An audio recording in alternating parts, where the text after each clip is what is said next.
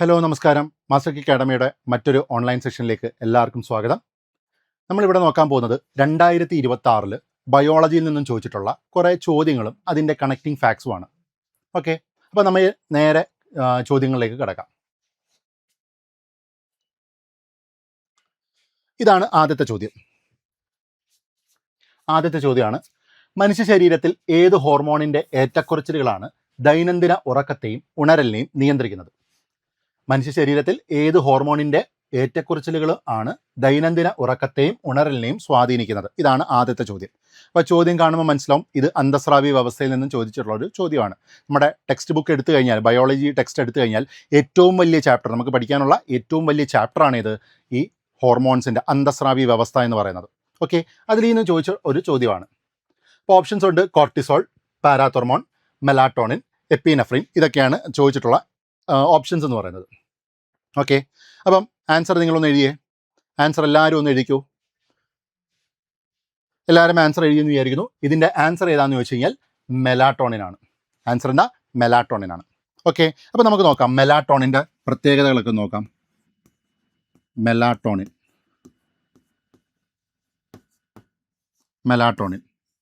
ആദ്യം ഓർക്കണം, മെലാറ്റോണിൻ ആരുൽപ്പാദിപ്പിക്കുന്ന ഹോർമോണാണ്? മെലാറ്റോണിൻ എന്ന് പറയുന്നത് ഏത് ഗ്രന്ഥി ഉൽപ്പാദിപ്പിക്കുന്ന ഹോർമോണാണെന്ന് ചോദിച്ചു കഴിഞ്ഞാൽ പീനിയൽ ഗ്രന്ഥി ഉൽപ്പാദിപ്പിക്കുന്ന ഹോർമോണാണ് ഇത് മെലാറ്റോണിൻ എന്ന് പറയുന്നത്. നമ്മുടെ ശരീരത്തിലെ ഏറ്റവും ചെറിയ ഗ്രന്ഥി ഏതാണെന്ന് ചോദിച്ചു കഴിഞ്ഞാൽ പലപ്പോഴും PSC കൊടുത്തിട്ടുള്ള ഉത്തരം എന്താ? പീനിയൽ ഗ്ലാൻഡാണ്. അപ്പോൾ പീനിയൽ ഗ്രന്ഥി ഉൽപ്പാദിപ്പിക്കുന്ന ഒരു ഹോർമോണാണ് ഇത് മെലാറ്റോണിൻ എന്ന് പറയുന്നത്. ഓക്കെ, നമ്മുടെ ദൈനംദിന കാര്യങ്ങളെ എക്സാമ്പിളായിട്ട് പറയുവാണെങ്കിൽ ഇപ്പം ഉറക്കം, ഉണരൽ. ഓക്കെ, നമുക്ക് ഏറ്റവും ഇഷ്ടമുള്ള ഒരു കാര്യം വെച്ച് തന്നെ പറയാം. ഉറങ്ങുന്നതും എണീക്കുന്നതും അതിനെ നിയന്ത്രിക്കുന്നത് ആരാന്ന് ചോദിച്ചു കഴിഞ്ഞാൽ ഈ പറഞ്ഞ മെലാറ്റോണിനും അതേപോലെ പീനിയൽ ഗ്ലാൻഡുമാണ്. മനസ്സിലായോ? അതുകൊണ്ട് തന്നെ ജൈവ ഘടികാരം എന്നറിയപ്പെടുന്ന ഗ്രന്ഥി ആരാന്ന് ചോദിച്ചു കഴിഞ്ഞാൽ അത് പീനിയൽ ഗ്ലാൻഡും, ജൈവ ഘടികാരം എന്നറിയപ്പെടുന്ന ഹോർമോൺ ചോദിക്കുവാണെങ്കിൽ അത് മെലാറ്റോണിനുമാണ്. മനസ്സിലായോ? എക്സാമിന് ചോദിച്ചിട്ടുണ്ട് 24 അവർ റിതം ഹോർമോൺ എന്ന്. റിതം ഹോർമോൺ ഒരു ഡിഗ്രി ലെവൽ പരീക്ഷയ്ക്ക് ചോദിച്ചിട്ടുള്ള ഒരു വിശേഷണമാണെന്ത്? 24 അവർ റിതം ഹോർമോൺ എന്നറിയപ്പെടുന്നത് ആരെന്ന് ചോദിച്ചിട്ടുണ്ട്. ആരാ? അത് മെലാറ്റോണിനാണ്. ക്ലിയർ ആണല്ലോ? അപ്പോൾ നമ്മൾ പറഞ്ഞു മെലാറ്റോണിൻ്റെ ജോലി എന്ന് പറഞ്ഞു കഴിഞ്ഞാൽ നമ്മുടെ ദൈനംദിന കാര്യങ്ങളെ, അതായത് ഉറങ്ങുക, എണീക്കുക, അതൊക്കെ നിയന്ത്രിക്കുന്ന ഒരാളാണ് ആര്? മെലാറ്റോണിൻ എന്ന് പറയുന്നത്. എങ്ങനെയാണ് ഇത് നിയന്ത്രിക്കുന്നതെന്ന് ചോദിച്ചു കഴിഞ്ഞാൽ മെലാറ്റോണിൻ്റെ അളവ്, അതായത് രാത്രി കാലങ്ങളിൽ എന്താ സംഭവിക്കുന്നത്? മെലാറ്റോണിൻ്റെ അളവ് കൂടും. മെലാറ്റോണിൻ്റെ അളവ് കൂടുമ്പോഴത്തേക്കിനും നമ്മൾ പതുക്കെ എന്തിലേക്ക് പോകും? ഉറക്കത്തിലേക്ക് പോകുന്നു. മനസ്സിലായോ? പകലാവുമ്പോഴോ, അതായത് സൂര്യപ്രകാശം വീഴുമ്പോഴത്തേക്കിനും മെലാറ്റോണിൻ്റെ അളവ് പതുക്കെ കുറയാൻ തുടങ്ങും. ഇത് കുറയുമ്പോഴത്തേക്കിനും നമ്മൾ ഉറക്കത്തിൽ നിന്ന് എണീക്കും. മനസ്സിലായോ? നമ്മുടെയൊക്കെ ധാരണ എന്താ? നമ്മൾ ഫോൺ നോക്കി ക്ഷീണിച്ച് കഴിയുമ്പോൾ നമ്മൾ കിടന്നുറങ്ങുന്നു. രാവിലെ അലാറം കേട്ട് കഴിഞ്ഞാൽ എണീക്കുന്നു, അല്ലെങ്കിൽ നമ്മുടെ അച്ഛനമ്മമാർ വന്ന് എണീപ്പിച്ച് കഴിഞ്ഞാൽ എണീക്കുന്നു. ഇതാണ് നമ്മുടെ ഉറക്കവും എണീക്കലും, ഇല്ലയോ? എന്നാൽ ഇതിൻ്റെ പുറയിലൊരു കഥയുണ്ട്. നമ്മൾ ഉറങ്ങാനും എണീക്കാനും കാരണം ആരാന്ന് വെച്ച് കഴിഞ്ഞാൽ ഈ മെലാറ്റോണിൻ്റെ ഏറ്റക്കുറച്ചിലുകളാണ്. മനസ്സിലായോ? നമുക്കൊക്കെ ഇച്ചിരി കൂടുതലായതുകൊണ്ടാണ് നമ്മൾ കൂടുതൽ ഉറങ്ങുന്നത്. ഓക്കെ, അപ്പോൾ ഓർത്ത് വെച്ചേക്കണം. സ്റ്റേറ്റ്മെൻറ്റിൽ ചോദിക്കാവുന്നതാണ്. രാത്രികാലങ്ങളിൽ മെലാറ്റോണിൻ്റെ അളവ് കൂടുകയും നമ്മൾ ഉറക്കത്തിലേക്ക് പോവുകയും ചെയ്യുന്നു. പകലാവുമ്പോൾ എന്ത് ചെയ്യും? മെലാറ്റോണിൻ്റെ അളവ് കുറയുന്നു. അങ്ങനെ നമ്മൾ ഉറക്കത്തിൽ നിന്ന് എണീക്കുന്നു. മനസ്സിലായോ? മെൻസ്ട്രൽ സൈക്കിൾ, അങ്ങനെയുള്ള പല കാര്യങ്ങളും, ഒരു പർട്ടിക്കുലർ ഇൻ്റർവെല്ലിൽ നടക്കുന്ന പല കാര്യങ്ങളെയും നിയന്ത്രിക്കുന്നത് ആരാ? ഈ പറഞ്ഞ മെലാറ്റോണിനാണ്. ക്ലിയർ ആണോ? മനസ്സിലായല്ലോ? അപ്പോൾ മെലാറ്റോണിൻ്റെ ഉദ്ദേശം മനസ്സിലായല്ലോ? അപ്പം ഇതിൻ്റെ ആൻസർ നമുക്ക് കിട്ടി. എന്താ? മെലാറ്റോണിൻ എന്ന് പറയുന്നത്. ഈ പീനിയൽ ഗ്ലാൻഡിൽ തന്നെയുള്ള മറ്റൊരു ഹോർമോൺ ഏതാണെന്ന് ചോദിച്ചു കഴിഞ്ഞാൽ പീനിയൽ ഗ്ലാൻഡിൽ ഉൽപ്പാദിപ്പിക്കുന്ന മറ്റൊരു ഹോർമോണാണെന്ത്? സെറാട്ടോണിൻ. പീനിയൽ ഗ്ലാൻഡ് ഉൽപ്പാദിപ്പിക്കുന്ന വേറൊരു ഹോർമോണാണ് സെറാട്ടോണിൻ എന്ന് പറയുന്നത്. സെറാട്ടോണിൻ എന്താണെന്ന് വെച്ച് കഴിഞ്ഞാൽ നമ്മുടെ വൈകാരിക അവസ്ഥകളെ നിയന്ത്രിക്കുന്നു. അതായത് ദുഃഖം, സന്തോഷം, ചിന്ത, അങ്ങനെയുള്ള വൈകാരിക നിമിഷങ്ങളെ, ഈ മൂഡ് സ്വിങ്സ് എന്നൊക്കെ പറയത്തില്ലേ, ആ മൂഡ് സ്വിങ്സിനെയൊക്കെ നിയന്ത്രിക്കുന്നത് ആരാന്ന് ചോദിച്ചു കഴിഞ്ഞാൽ ഈ സെറാട്ടോണിനാണ്. മനസ്സിലായോ? അതേപോലെ തന്നെ നമ്മുടെ ഈ രാത്രികാലങ്ങളിൽ സെറാട്ടോണിൻ്റെ അളവ് അമിതമായിട്ട് കുറയുമ്പം ഉണ്ടാകുന്ന ഒരു പ്രശ്നമാണെന്ത്? ഡിപ്രഷൻ എന്ന് പറയുന്നത്. വിഷാദ രോഗം എന്നൊക്കെ പറയും, അല്ലയോ? അപ്പോൾ ഡിപ്രഷൻ അല്ലെങ്കിൽ വിഷാദ രോഗം ഉണ്ടാകുന്നത് എന്തുകൊണ്ടാണ്? ഈ സെറാട്ടോണിൻ്റെ ചില പ്രശ്നങ്ങൾ കാരണമാണ്. അതിൻ്റെ അളവ് കുറയുമ്പോഴൊക്കെ ഉണ്ടാകുന്ന പ്രശ്നമാണെന്ത്? ഈ വിഷാദ രോഗം എന്നൊക്കെ പറയുന്നത്. അപ്പോൾ ഇത് ഓർത്ത് വെച്ചോണം. മെലാറ്റോണിനും സെറാട്ടോണിനും ആരുൽപ്പാദിപ്പിക്കുന്ന ഹോർമോണാണെന്ന് ചോദിച്ചു കഴിഞ്ഞാൽ അത് പീനിയൽ ഗ്ലാൻഡ് ഉൽപ്പാദിപ്പിക്കുന്ന ഹോർമോണാണ്. ഓക്കെ ആണല്ലോ? അടുത്ത് നമുക്ക് നോക്കാം. ഇതിനകത്ത് കൊടുത്തിട്ടുള്ള വേറെ 2 ഓപ്ഷൻസ് നോക്കിയേ. ഒന്ന് കോർട്ടിസോളും കൊടുത്തിട്ടുണ്ട്, ഒന്ന് എപ്പിനെഫ്രിനും കൊടുത്തിട്ടുണ്ട്. ഓക്കെ, കോർട്ടിസോളും എപ്പിനെഫ്രിനും രണ്ടും ആരുൽപ്പാദിപ്പിക്കുന്ന ഹോർമോണാണെന്ന് ചോദിക്കും. കോർട്ടിസോളും എപ്പിനെഫ്രിനും ആരുൽപ്പാദിപ്പിക്കുന്ന ഹോർമോണാണെന്ന് ചോദിച്ചു കഴിഞ്ഞാൽ രണ്ടും അഡ്രിനൽ ഗ്രന്ഥി ഉൽപ്പാദിപ്പിക്കുന്ന ഹോർമോണുകളാണ്. മനസ്സിലായോ? അഡ്രിനൽ ഗ്ലാൻഡ് ഉൽപ്പാദിപ്പിക്കുന്ന രണ്ട് ഹോർമോണാണ് ഏതൊക്കെ? കോർട്ടിസോളും എപ്പിനെഫ്രിനും പറയുന്നത്. മനസ്സിലായോ? എപ്പിനെഫ്രിൻ്റെ മറ്റൊരു പേരാണ് എന്ത്? അഡ്രിനാലിൻ. അപ്പോൾ എപ്പിനെഫ്രിൻ്റെ മറ്റൊരു പേരെന്താണെന്ന് ചോദിച്ചു കഴിഞ്ഞാൽ അഡ്രിനാലിനാണ്. ക്ലിയർ ആണല്ലോ? ഓക്കെ, നമുക്ക് കുറച്ച് പോയിന്റ് ടെക്സ്റ്റിനകത്ത് കൊടുത്തിട്ടുള്ള കുറച്ച് കാര്യങ്ങൾ നോക്കാം. കോർട്ടിസോൾ, അതായത് അഡ്രിനൽ ഗ്ലാൻഡിൻ്റെ കോർട്ടെക്സിൽ ഉൽപ്പാദിപ്പിക്കുന്ന ഹോർമോണാണ് ഈ പറയുന്ന കോർട്ടിസോള്, ആൽഡോസ്റ്റിറോള്, ആൻഡ്രോജനുകൾ എന്ന് പറയുന്നത്. ഓക്കെ, അപ്പോൾ അഡ്രിനൽ ഗ്ലാൻഡിൻ്റെ എവിടെ ഉൽപ്പാദിപ്പിക്കുന്ന ഏത് സാധനം എടുത്താലും, ഏത് അവയവം എടുത്താലും അതിൻ്റെ അകംഭാഗത്തിനെ നമ്മൾ മെഡുല എന്നും പുറം ഭാഗത്തെ നമ്മൾ കോർട്ടെക്സ് എന്നും വിളിക്കും. മനസ്സിലായോ? അതേപോലെ തന്നെ അഡ്രിനൽ ഗ്രന്ഥിക്കുണ്ട് ഒരു അകംഭാഗവും പുറം ഭാഗവും. അതിൻ്റെ പുറം ഭാഗമാണ് എന്ത്? കോർട്ടെക്സ് എന്നറിയപ്പെടുന്നത്. അപ്പം അഡ്രിനൽ ഗ്ലാൻഡിൻ്റെ കോർട്ടെക്സിൽ ഉൽപ്പാദിപ്പിക്കുന്ന ഹോർമോണുകളാണ് കോർട്ടിസോൾ, ആൽഡോസ്റ്റിറോൾ, ആൻഡ്രോജനുകൾ എന്ന് പറയുന്നത്. ഓക്കെ, ഇനി ഓരോന്നിൻ്റെയും ധർമ്മം നോക്കിയേ. കോർട്ടിസോൾ എന്തിനു വേണ്ടി സഹായിക്കുന്നു എന്ന് ചോദിച്ചു കഴിഞ്ഞാൽ ഗ്ലൂക്കോസിൻ്റെ ആന്തര സമസ്ഥിതി നിലനിർത്തുന്നു. അതായത് ഗ്ലൂക്കോസിൻ്റെ ബാലൻസ് നിലനിർത്തുന്നു. നമ്മുടെ ശരീരത്തിനകത്തുള്ള ഗ്ലൂക്കോസിൻ്റെ ബാലൻസ് നിലനിർത്തുക, അതാണ് ആരുടെ ജോലി? കോർട്ടിസോളിൻ്റെ ജോലി എന്ന് പറയുന്നത്. അതേപോലെ തന്നെ പ്രതിരോധ പ്രവർത്തനങ്ങളെ മന്ദീഭവിക്കുന്നു, ശരീരത്തിൻ്റെ വീക്കം, അലർജി എന്നിവ പ്രതിരോധിക്കുന്നു. ഇതൊക്കെ ചെയ്യുന്നത് ആര് തന്നെ? കോർട്ടിസോളിൻ്റെ ജോലിയാണ്. ഓക്കെ, ഇനി രണ്ടാമത്തെ ഹോർമോൺ നോക്കിക്കോണം, ആൽഡോസ്റ്റിറോൾ. ആൽഡോസ്റ്റിറോൾ എന്ന് പറഞ്ഞാൽ എന്താ?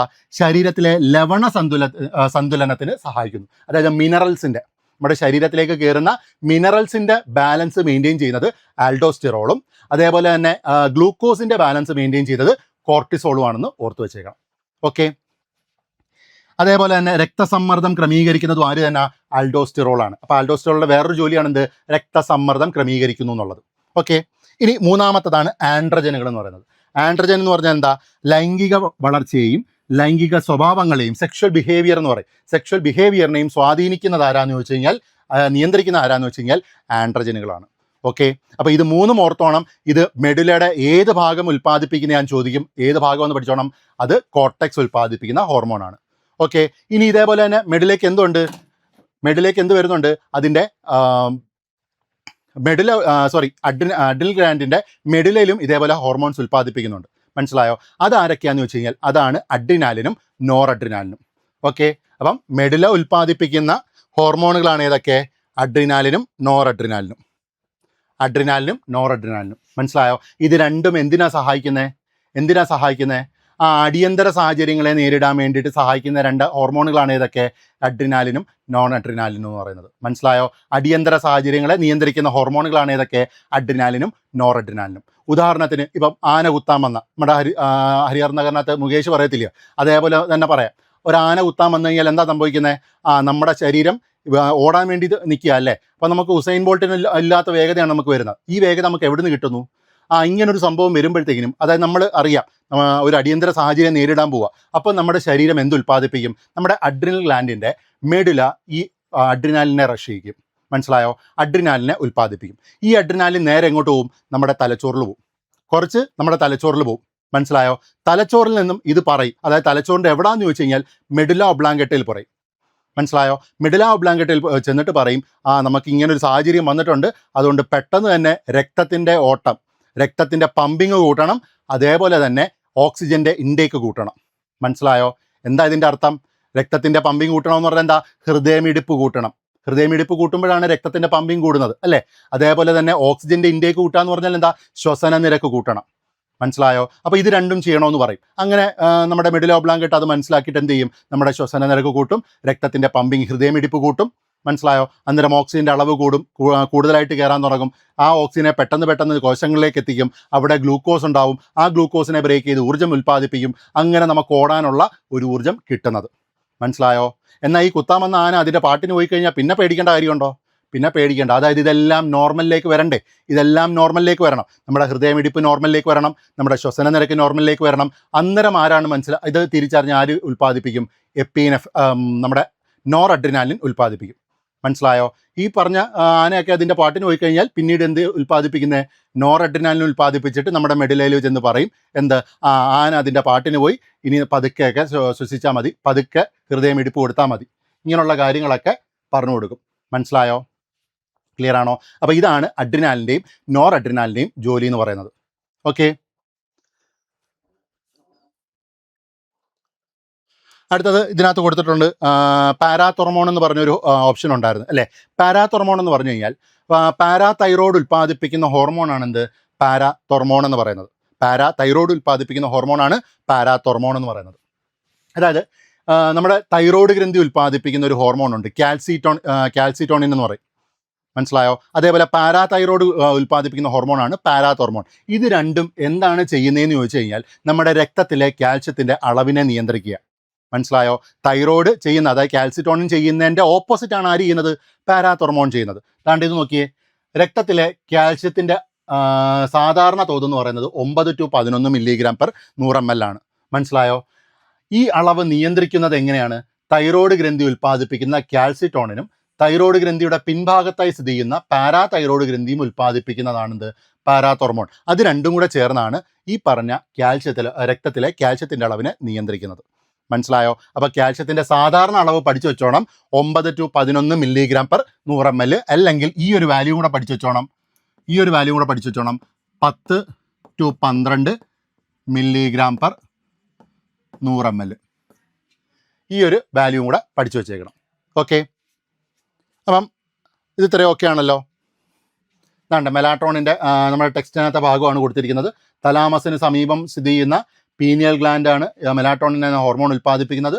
ഈ ഹോർമോണിൻ്റെ ഉൽപ്പാദനത്തിലുണ്ടാകുന്ന ഏറ്റക്കുറച്ചിലുകൾ ദൈനംദിന ഉറക്കത്തെയും ഉണരലിനെയും സ്വാധീനിക്കുന്നു. ഇത് അതേപോലെ കട്ട് ചെയ്ത് പേസ്റ്റ് ചെയ്തേക്കുക നമ്മുടെ ചോദ്യ പേപ്പറിൽ.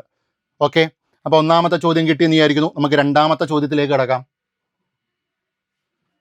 രണ്ടാമത്തെ ചോദ്യം രോഗവും അതിൻ്റെ ടെസ്റ്റുമായി ബന്ധപ്പെട്ട ചോദ്യങ്ങളാണ്. അത് സ്ഥിരം നമ്മുടെ എക്സാമിന് ചോദിക്കുന്നതുമാണ്. ഓക്കെ, ഏത് പരീക്ഷ എടുത്താലും, ഡിഗ്രി ലെവൽ നമ്മുടെ ഏറ്റവും താഴെത്തട്ടിലുള്ള ഒരു 10th പ്രിലിംസ് എടുത്താലും, അതാണ് ഇപ്പോഴത്തെ ഒരു സാഹചര്യത്തിൽ ഏറ്റവും താഴെത്തട്ടിലുള്ള പരീക്ഷ എന്ന് പറയുന്നത് അല്ലേ. ആ 10th പ്രിലിംസ് തൊട്ട് ഡിഗ്രി ലെവൽ വരെ ചോദിക്കുന്ന ഒരു പരീക്ഷ, ഒരു ഭാഗമാണെന്ത്? രോഗങ്ങൾ, രോഗകാരികൾ, അതേപോലെ കണ്ടെത്തുന്ന ടെസ്റ്റുകൾ, അങ്ങനെയുള്ള കാര്യങ്ങൾ. ഓക്കെ, അപ്പോൾ അത് നോക്കിക്കോ. ഡോട്ട്സ് ഏത് രോഗത്തിൻ്റെ ചികിത്സാ രീതിയാണ്? ഡോട്ട്സ് ഏത് രോഗത്തിൻ്റെ ചികിത്സാ രീതിയാണെന്നുള്ളത്. ഓക്കെ, പറഞ്ഞോ, ഉത്തരം എഴുതിക്കോ. ഡോട്ട്സ് എന്ന് പറയുന്നത് ഏത് രോഗത്തിൻ്റെ ചികിത്സാ രീതിയാണ്? ഓക്കെ, ഞാൻ ആൻസർ പറയുകയാണ്. ഡോട്ട്സ് എന്ന് പറയുന്നത് ക്ഷയത്തിൻ്റെ. മനസ്സിലായോ? ക്ഷയത്തിൻ്റെ ഒരു ചികിത്സാ രീതിയാണ് എന്ത്? ഡോട്ട്സ് എന്ന് പറയുന്നത്. അപ്പോൾ നമുക്ക് കുറച്ച് ചികിത്സയും ചികിത്സാ രീതികളും ഒന്ന് നോക്കാം. കുറച്ച് ചികിത്സയും ചികിത്സാ രീതികളും ഒന്ന് നോക്കിക്കോ. രോഗങ്ങളും ടെസ്റ്റുകളും. ഓക്കെ, ആദ്യത്തത് മാൻഡോക്സ് ടെസ്റ്റും ഡോട്ട്സും. മാൻഡോക്സ് ടെസ്റ്റും ഡോട്ട്സും അത് രണ്ടും എന്തിനുള്ളതാണ്? ക്ഷയത്തിനുള്ളതാണ്. മനസ്സിലായോ? അപ്പം ക്ഷയത്തിന് വേണ്ടുന്ന 2 ടെസ്റ്റുകൾ ഏതൊക്കെയാണെന്ന് ചോദിച്ചു കഴിഞ്ഞാൽ മാൻഡോക്സ് ടെസ്റ്റും അതേപോലെ ഡോട്ട്സുമാണ്. ഓക്കെ, ഇനി അടുത്ത സന്നിപാത ജ്വരം എന്ന് കേട്ടാൽ ചിലപ്പോൾ നമുക്കറിയത്തില്ല, ടൈഫോയിഡ് എന്ന് കേട്ടാൽ നമുക്കറിയാം അല്ലയോ. അപ്പം ടൈഫോയിഡ് എക്സാമിന് ചോദിച്ചതാണ്. ടൈഫോയിഡിന് ഉപയോഗിക്കുന്ന ടെസ്റ്റ് ഏതാണെന്ന് ചോദിച്ചു കഴിഞ്ഞാൽ വൈഡൽ ടെസ്റ്റാണ്. ടൈഫോയിഡിൽ ഉപയോഗിക്കുന്ന ടെസ്റ്റ് ഏതാ? Widal test. ടൈഫോയിഡിൻ്റെ മലയാളം പഠിച്ചു വെച്ചോണം, സന്നിപാത ജ്വരം. ഇപ്പം ഈ അടുത്ത കാലങ്ങളിലായിട്ട് നമ്മൾ പണ്ട് PSCക്ക് പഠിച്ചുകൊണ്ടിരുന്നത്, അപ്പോൾ ഉപയോഗിച്ച കുറേ ഇംഗ്ലീഷ് ടേംസ് ഉണ്ട്. ബയോളജിയിൽ കൂടുതൽ നമ്മൾ ഇംഗ്ലീഷ് ടേംസ് ആണ് ഉപയോഗിക്കുന്നത്, വാക്കുകളൊക്കെ ഇംഗ്ലീഷ് വാക്കുകളാണ് ഉപയോഗിക്കുന്നത് അല്ലേ. അതിനെയെല്ലാം മലയാളം വാക്കുകൾ തന്നു തുടങ്ങിയിട്ടുണ്ട്. മനസ്സിലായോ? ശ്രദ്ധിച്ച് നോക്കിയാൽ മതി, മലയാള വാക്കുകൾ തന്നു തുടങ്ങിയിട്ടുണ്ട്. ആ മലയാളം വാക്കുകളെല്ലാം നമ്മുടെ NCERT ടെക്സ്റ്റിനകത്തും ഉണ്ട്. ഓക്കെ, അതുകൊണ്ട് ഇത് ഓർത്ത് വെച്ചോണം.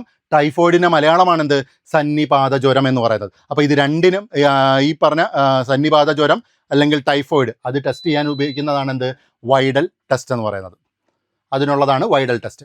ഓക്കെ, ഇതും വളരെ ഇമ്പോർട്ടൻ്റ് ആയിട്ടുള്ളതാണ്. അടുത്തത് ഡിഫ്തീരിയയ്ക്കുള്ളതാണ് എന്ത്? ഷീക്ക് ടെസ്റ്റ് എന്ന് പറയുന്നത്. ഡിഫ്തീരിയയ്ക്കുള്ളതാണ് ഷീക്ക് ടെസ്റ്റ്. ഇനി അടുത്തത് എയ്ഡ്സിൻ്റെയാണ് എലീസ ടെസ്റ്റ്. ഓക്കെ, എയ്ഡ്സിൻ്റെയാണ് എലീസ ടെസ്റ്റ്. അതായത് എയ്ഡ്സ് നിർണ്ണയിക്കാനുള്ള പ്രാഥമിക ടെസ്റ്റ് ഏതാണെന്ന് ചോദിച്ചു കഴിഞ്ഞാൽ, എയ്ഡ്സ് കണ്ടെത്താനുള്ള പ്രാഥമിക ടെസ്റ്റ്, ഫസ്റ്റ് ടെസ്റ്റ് ഏതാണെന്ന് വെച്ച് കഴിഞ്ഞാൽ എലീസ ടെസ്റ്റാണ്. അതല്ലാതെ അത് കൺഫേം ചെയ്യാൻ കുറേ ടെസ്റ്റുകളുണ്ട്. അതാണ് അതിന് ശേഷം കൊടുത്തേക്കുന്ന PCR ടെസ്റ്റ്, വെസ്റ്റേൺ ബ്ലോട്ട്, നേവ ടെസ്റ്റ്. ഇതൊക്കെ എന്താ? എയ്ഡ്സ് കൺഫേം ചെയ്യാനുള്ള ടെസ്റ്റുകളാണ്. മനസ്സിലായോ? എലീസ ടെസ്റ്റ് എന്ന് പറഞ്ഞു കഴിഞ്ഞാൽ എയ്ഡ്സ് കണ്ടെത്താനുള്ള പ്രാഥമിക ടെസ്റ്റ്. ആദ്യത്തെ ടെസ്റ്റാണ് എന്ത്? ELISA test. എക്സാമിന് ചോദിച്ചിട്ടുണ്ട് എലീസ ടെസ്റ്റിനോടൊപ്പം ഉപയോഗിക്കുന്ന വൈറ്റമിൻ എന്തെന്ന് ചോദിച്ചിട്ടുണ്ട്. എലീസ ടെസ്റ്റിനോടൊപ്പം നൽകുന്ന വൈറ്റമിൻ എന്തെന്ന് എക്സാമിന് ചോദിച്ചിട്ടുണ്ട്. ഓർത്തിരിക്കണം, എലീസ ടെസ്റ്റിനോടൊപ്പം കൊടുക്കുന്ന വൈറ്റമിൻ ആണ് ഏത്? ഓർത്ത് വെച്ചോണം, വൈറ്റമിൻ B7. വൈറ്റമിൻ B7 എന്ന് പറഞ്ഞാൽ എന്താ? ബയോട്ടിൻ. മനസ്സിലായോ? ബയോട്ടിൻ. അപ്പോൾ ബയോട്ടിൻ്റെ ഒരു പ്രത്യേകത കൂടിയാണെന്ന് ഓർത്ത് വെച്ചോണം. എലീസ ടെസ്റ്റിനോടൊപ്പം നൽകുന്ന വൈറ്റമിൻ ഏതാണെന്ന് വെച്ച് കഴിഞ്ഞാൽ വൈറ്റമിൻ B7 ആണ്. വൈറ്റമിൻ B7 ആണ്. മനസ്സിലായോ? കണക്ട് ചെയ്ത് ഞാൻ ഒന്നുകൂടെ ചോദിക്കട്ടെ. രോഗപ്രതിരോധ കുത്തിവയ്പ്പിനോടൊപ്പം കൊടുക്കുന്ന വൈറ്റമിൻ ഏതെന്ന് ചോദിച്ചാൽ എന്ത് പറയും? പ്രതിരോധ കുത്തിവയ്പ്പിനോടൊപ്പം കൊടുക്കുന്ന വൈറ്റമിൻ ചോദിച്ചാൽ എന്ത് പറയും? അതേതാ? വൈറ്റമിൻ എ ആണ്. വൈറ്റമിൻ എ ആണ്. നമ്മൾ SCRT ടെക്സ്റ്റ് എടുത്തപ്പം നമ്മൾ വാക്സിനേഷൻ 5ാം ക്ലാസ് ചാപ്റ്ററിൻ്റെ 2ാമത്തെ പാഠം, അതായത് വ്യാധികൾ പടരാതിരിക്കാൻ എന്ന് പറഞ്ഞൊരു ചാപ്റ്റർ എടുത്തായിരുന്നു. മനസ്സിലായോ? ആ ചാപ്റ്ററിൻ്റെ ഏറ്റവും അവസാനം നമ്മുടെ വാക്സിനേഷൻ്റെ ചാർട്ട് കൊടുത്തിട്ടുണ്ട്. മനസ്സിലായോ? ആ ചാർട്ടിൻ്റെ ഇടയ്ക്ക് നിങ്ങൾ നോക്കിക്കഴിഞ്ഞാൽ വൈറ്റമിൻ എ കൊടുക്കുന്നതായിട്ട് പറയുന്നുണ്ട്. അതിൻ്റെ അർത്ഥം എന്താ? രോഗപ്രതിരോധ കുത്തിവയ്പ്പിനോടൊപ്പം കൊടുക്കുന്ന വൈറ്റമിൻ ചോദിച്ചു കഴിഞ്ഞാൽ വൈറ്റമിൻ എയും, ഇവിടെയുള്ള എലീസ ടെസ്റ്റിനോടൊപ്പം കൊടുക്കുന്ന വൈറ്റമിൻ ചോദിച്ചു കഴിഞ്ഞാൽ അത് B7 ബയോട്ടിനുമാണ്. Okay, clear? ഓക്കെ, ഇനി അടുത്ത നമുക്ക് നോക്കാം. അടുത്ത സിഫിലീസിനുള്ളത്. സിഫിലീസ് എന്ന് പറഞ്ഞു കഴിഞ്ഞാൽ ഒരു ബാക്ടീരിയൽ രോഗമാണ്. സെക്ഷുവലി ട്രാൻസ്മിറ്റഡ് ആയിട്ടുള്ള ഒരു ബാക്ടീരിയൽ രോഗമാണ് എന്ത്? സിഫിലിസ് എന്ന് പറയുന്നത്. അതിന് കണ്ടെത്താനുള്ള ടെസ്റ്റുകളാണ് എന്തൊക്കെ? VDRL test, Wassermann test. ഇതിനകത്ത് ഓർത്ത് വെച്ചേക്കേണ്ടതാണ് വാസർമാൻ ടെസ്റ്റ്. പലതവണ ചോദിച്ചിട്ടുണ്ട്. വാസർമാൻ ടെസ്റ്റ് എന്തിനു വേണ്ടിയിട്ടുള്ളതാണെന്ന് ചോദിച്ചു കഴിഞ്ഞാൽ സിഫിലിസ് കണ്ടെത്താനുള്ള ടെസ്റ്റാണ്. ഓക്കെ, ഇനി അതേപോലെ തന്നെ കുഷ്ഠവുമായി ബന്ധപ്പെട്ട അല്ലെങ്കിൽ കുഷ്ഠം കണ്ടെത്താനുള്ള ടെസ്റ്റുകൾ ചോദിക്കുവാണെങ്കിൽ ഹിസ്റ്റമിൻ ടെസ്റ്റും ലെപ്രമിൻ ടെസ്റ്റും, ഇത് രണ്ടും ചോദിച്ചിട്ടുണ്ട്. കൂടുതലും ചോദിക്കുന്നത് ഹിസ്റ്റമിനാണ്. മനസ്സിലായോ? കാരണം ലെപ്രെ എന്ന് പറയുന്ന ആ വാക്കുകൊണ്ട് നമുക്ക് ലെപ്രമിൻ ടെസ്റ്റിലേക്ക് എത്താം. അത് എത്താതിരിക്കാൻ നമ്മൾ ഉത്തരം എഴുതാതിരിക്കുക എന്നതാണല്ലോ PSCയുടെ ഉദ്ദേശം. അപ്പം PSC അത് ഒഴിവാക്കാൻ വേണ്ടിയിട്ട് എന്ത് ചെയ്യും? കൂടുതലും ഹിസ്റ്റമിൻ ടെസ്റ്റാണ് ഇടുന്നത്. മനസ്സിലായോ? അപ്പോൾ ഹിസ്റ്റമിൻ ടെസ്റ്റ്, ലെപ്രമിൻ ടെസ്റ്റ് രണ്ടും ആര് തന്നെയാണ്? കുഷ്ഠമാണ്. രണ്ടും കുഷ്ഠമാണ്.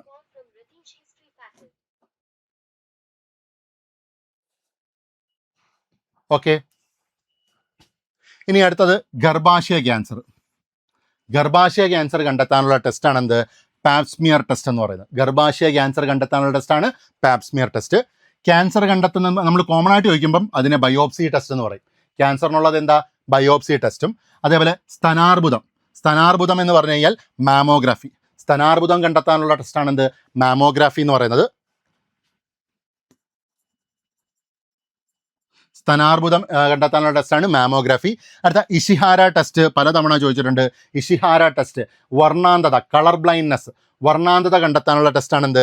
Ishihara test. അതേപോലെ മഞ്ഞപ്പിത്തം കണ്ടെത്താനുള്ള ടെസ്റ്റാണ് എന്ത്? Bilirubin test. മനസ്സിലായോ? ബിലിറുബിൻ എന്നൊക്കെ പറയുന്നത് നമ്മൾ പഠിച്ചിട്ടുണ്ട്. കരൾ ഉൽപ്പാദിപ്പിക്കുന്ന വർണ്ണവസ്തുക്കളാണെന്ത്? ബിലിറുബിനും ബിലിവറിഡിനും. മനസ്സിലായോ? അതിനകത്ത് ബിലിറുബിൻ്റെ അളവ് കൂടുമ്പോഴാണ് കലകളിലേക്ക് വ്യാപിച്ച് അതിനൊരു മഞ്ഞ നിറമുണ്ടായി. അങ്ങനെയാണ് നമുക്ക് മഞ്ഞപ്പിത്തം ഉണ്ടാവുന്നത്. മനസ്സിലായോ? അപ്പോൾ ആ ബിലിറുബിൻ ടെസ്റ്റിലൂടെ എന്ത് കണ്ടെത്താം? മഞ്ഞപ്പിത്തം കണ്ടെത്താം. ഓക്കെ, അപ്പോൾ ഇതൊക്കെയാണ് നമുക്ക് അത്യാവശ്യം അറിഞ്ഞിരിക്കേണ്ട ടെസ്റ്റുകളും രോഗങ്ങളും. ഓക്കെ, അപ്പോൾ അടുത്ത ചോദ്യം നോക്കാം. ആ ചോദ്യത്തിൻ്റെ ഉത്തരം നമ്മൾ കൊടുത്തല്ലോ. ഡോട്ട്സ് ക്ഷയത്തിനുള്ളത്. അടുത്ത ചോദ്യം നോക്കാം.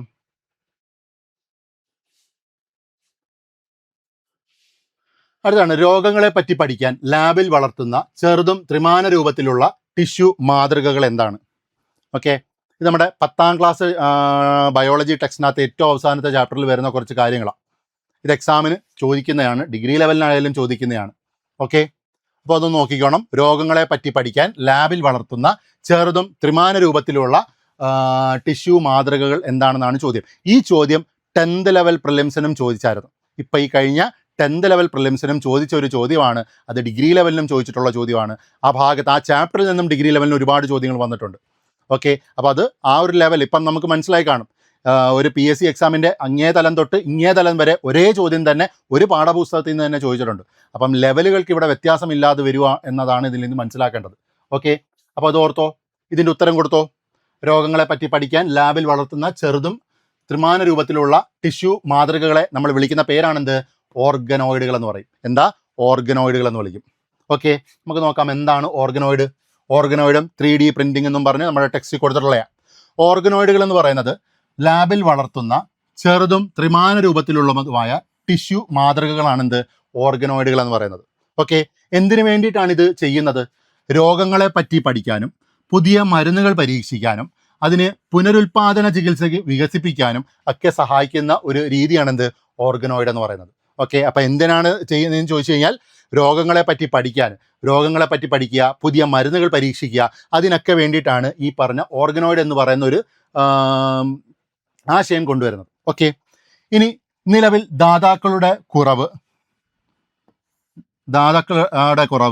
അണുബാധ, പുതിയ അവയവം നിരസിക്കാനുള്ള ശാരീരിക പ്രവണത എന്നിവ അവയവമാറ്റ ശസ്ത്രക്രിയയിൽ വെല്ലുവിളികളാണ്. ഈ വെല്ലുവിളികളെ മറികടക്കാൻ സഹായിക്കുന്ന ഒരു സാങ്കേതിക വിദ്യയാണ് അവയവങ്ങളുടെ 3D പ്രിന്റിംഗ് എന്ന് പറയുന്നത്. ഓക്കെ, അപ്പോൾ അവയവങ്ങളുടെ 3D പ്രിന്റിംഗ് എന്ന ആശയം കൊണ്ടുവരാൻ കാരണം എന്താ? നമുക്കറിയാം, ഇപ്പോൾ ഈ അവയവങ്ങൾ മാറ്റി വയ്ക്കണമെങ്കിൽ അതിൻ്റെ ഡോണറിനെ കണ്ടെത്താൻ വലിയ പാടാണ്. അല്ലെങ്കിൽ എന്തെങ്കിലും തരത്തിലുള്ള ഇൻഫെക്ഷൻ ഉണ്ടാവും, അല്ലെങ്കിൽ ഈ പറഞ്ഞ പുതിയ അവയവങ്ങളൊക്കെ നമ്മൾ സ്വീകരിക്കുമ്പം അതിനെ നമ്മുടെ ബോഡി റിജക്റ്റ് ചെയ്യും, നമ്മുടെ ശരീരം അതിനെ റിജക്റ്റ് ചെയ്യുന്ന ഒരു പ്രവണത ഉണ്ടാവും. അപ്പോൾ ഇതൊക്കെ ഒഴിവാക്കാൻ വേണ്ടിയിട്ട്, അല്ലെങ്കിൽ ഇതിനൊക്കെ ഒരു പരിഹാരമായിട്ട് കൊണ്ടുവന്ന ഒരു സാങ്കേതിക വിദ്യയാണെന്ത്? ഈ 3D പ്രിന്റിംഗ് എന്ന് പറയുന്നത്. ഓക്കെ, ഇതെങ്ങനെയാണ് ചെയ്യുന്നതെന്നുള്ളതാണ് കൊടുത്തിരിക്കുന്നത്. MRI അല്ലെങ്കിൽ CT സ്കാൻ ഉപയോഗിച്ച് അവയവങ്ങളുടെ രൂപരേഖകൾ ശേഖരിക്കുന്നു. ഈ രൂപരേഖകളും ബയോ ഇങ്ക് എന്ന് പറയുന്നത് എന്താ? നമ്മുടെ ജീവനുള്ള കോശങ്ങൾ, മറ്റ് ജൈവ വസ്തുക്കൾ, വളർച്ചയ്ക്ക് ആവശ്യമായിട്ടുള്ള ഘടകങ്ങൾ, ഇതിനെല്ലാം കൂടെ ഉൾപ്പെടുന്ന ഒരു സംഭവത്തെയാണ് നമ്മൾ എന്ത് വിളിക്കുന്നത്? ബയോ ഇങ്കുകൾ എന്ന് വിളിക്കുന്നത്. മനസ്സിലായോ? അപ്പോൾ ബയോ ഇങ്ക് എന്താണെന്ന് ഓർത്ത് വെച്ചോണം. ജീവനുള്ള കോശങ്ങൾ, മറ്റ് ജൈവ വസ്തുക്കൾ, വളർച്ചാ ഘടകങ്ങൾ, ഇതെല്ലാം ഉൾപ്പെടുന്നതാണ് എന്ത്? ഒരു ബയോ ഇങ്ക്. അപ്പോൾ ഈ പറഞ്ഞ രൂപരേഖകളും ബയോ ഇങ്കുകളും എന്ത് ചെയ്യും? നമ്മൾ 3D പ്രിൻ്ററിലേക്ക് നീക്കും. ബയോ ഇങ്കുകൾ ഉപയോഗിച്ച് 3D ബയോ പ്രിൻ്റർ അവയവ മാതൃകകൾ നിർമ്മിക്കുന്നു. ഈ സാങ്കേതിക വിദ്യ ഭാവിയിൽ അവയവമാറ്റ ശസ്ത്രക്രിയയിൽ വലിയ ചലനങ്ങൾ ഉണ്ടാക്കും. ഓക്കെ, അപ്പോൾ ഇതാണ് എന്ത്? ഓർഗനോയിഡും അതേപോലെ 3D പ്രിൻറ്റിങ്ങും. നമുക്ക് അറിയേണ്ട കാര്യങ്ങൾ ഇത്രയാണ്. ലാബിൽ വളർത്തുന്ന ചെറുതും ത്രിമാന രൂപത്തിലുള്ളതുമായ ടിഷ്യൂ മാതൃകകളെ നമ്മൾ വിളിക്കുന്ന പേരാണെന്ത്? ഓർഗനോയിഡ് എന്ന് പറയുന്നത്. എന്തിനു വേണ്ടിയിട്ടാണെന്ന് ചോദിച്ചു കഴിഞ്ഞാൽ പുതിയ മരുന്നുകൾ പരീക്ഷിക്കാനും പുനരുൽപാദന ചികിത്സകൾ വികസിപ്പിക്കാനും രോഗങ്ങളെ പറ്റി പഠിക്കാനും ഒക്കെയാണ് ഉപയോഗിക്കുന്നത്. ഓക്കെ, ഇനി പുതിയ അവയവമാറ്റ ശസ്ത്രക്രിയയിൽ നേരിടുന്ന വെല്ലുവിളികൾ എന്തൊക്കെയാണെന്ന് വെച്ച് കഴിഞ്ഞാൽ ഡോണറിൻ്റെ അഭാവം, അതേപോലെ അണുബാധ, പുതിയ അവയവങ്ങൾ നമ്മൾ സ്വീകരിക്കുമ്പോൾ നമ്മുടെ ശരീരം അതിനെ റിജക്റ്റ് ചെയ്യുന്ന പ്രവണതകൾ, അതെല്ലാം ഒഴിവാക്കാൻ വേണ്ടിയിട്ട് കൊണ്ടുവന്ന ഒരു സാങ്കേതിക വിദ്യയാണെന്ത്? 3D പ്രിൻറ്റിംഗ് എന്ന് പറയുന്നത്. ഈ 3D പ്രിൻറ്റിംഗ് എങ്ങനെ ചെയ്യുന്നു എന്ന് വെച്ച് കഴിഞ്ഞാൽ MRI വഴി അല്ലെങ്കിൽ CT സ്കാൻ വഴി നമ്മുടെ അവയവങ്ങളുടെ ഒരു രൂപരേഖ എന്ത് ചെയ്യും? പ്രിൻ്ററിലേക്ക് അയച്ചു കൊടുക്കും. മനസ്സിലായോ? ആ രൂപരേഖകൾ നമ്മുടെ ബയോ ഇങ്ക് ഉപയോഗിച്ച് എന്ത് ചെയ്യുന്നു? ഒരു മാതൃക ഉണ്ടാക്കി മാറ്റുന്നു. 3D ഇമേജ് പോലെ ആക്കി മാറ്റുന്നു. മനസ്സിലായോ? അപ്പോൾ ഇതാണ് ഓർഗനോയിഡുകളും 3D പ്രിൻറ്റിംഗ് എന്ന് പറയുന്നത്.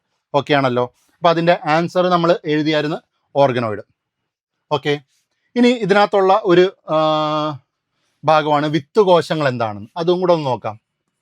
വിത്ത് കോശങ്ങൾ.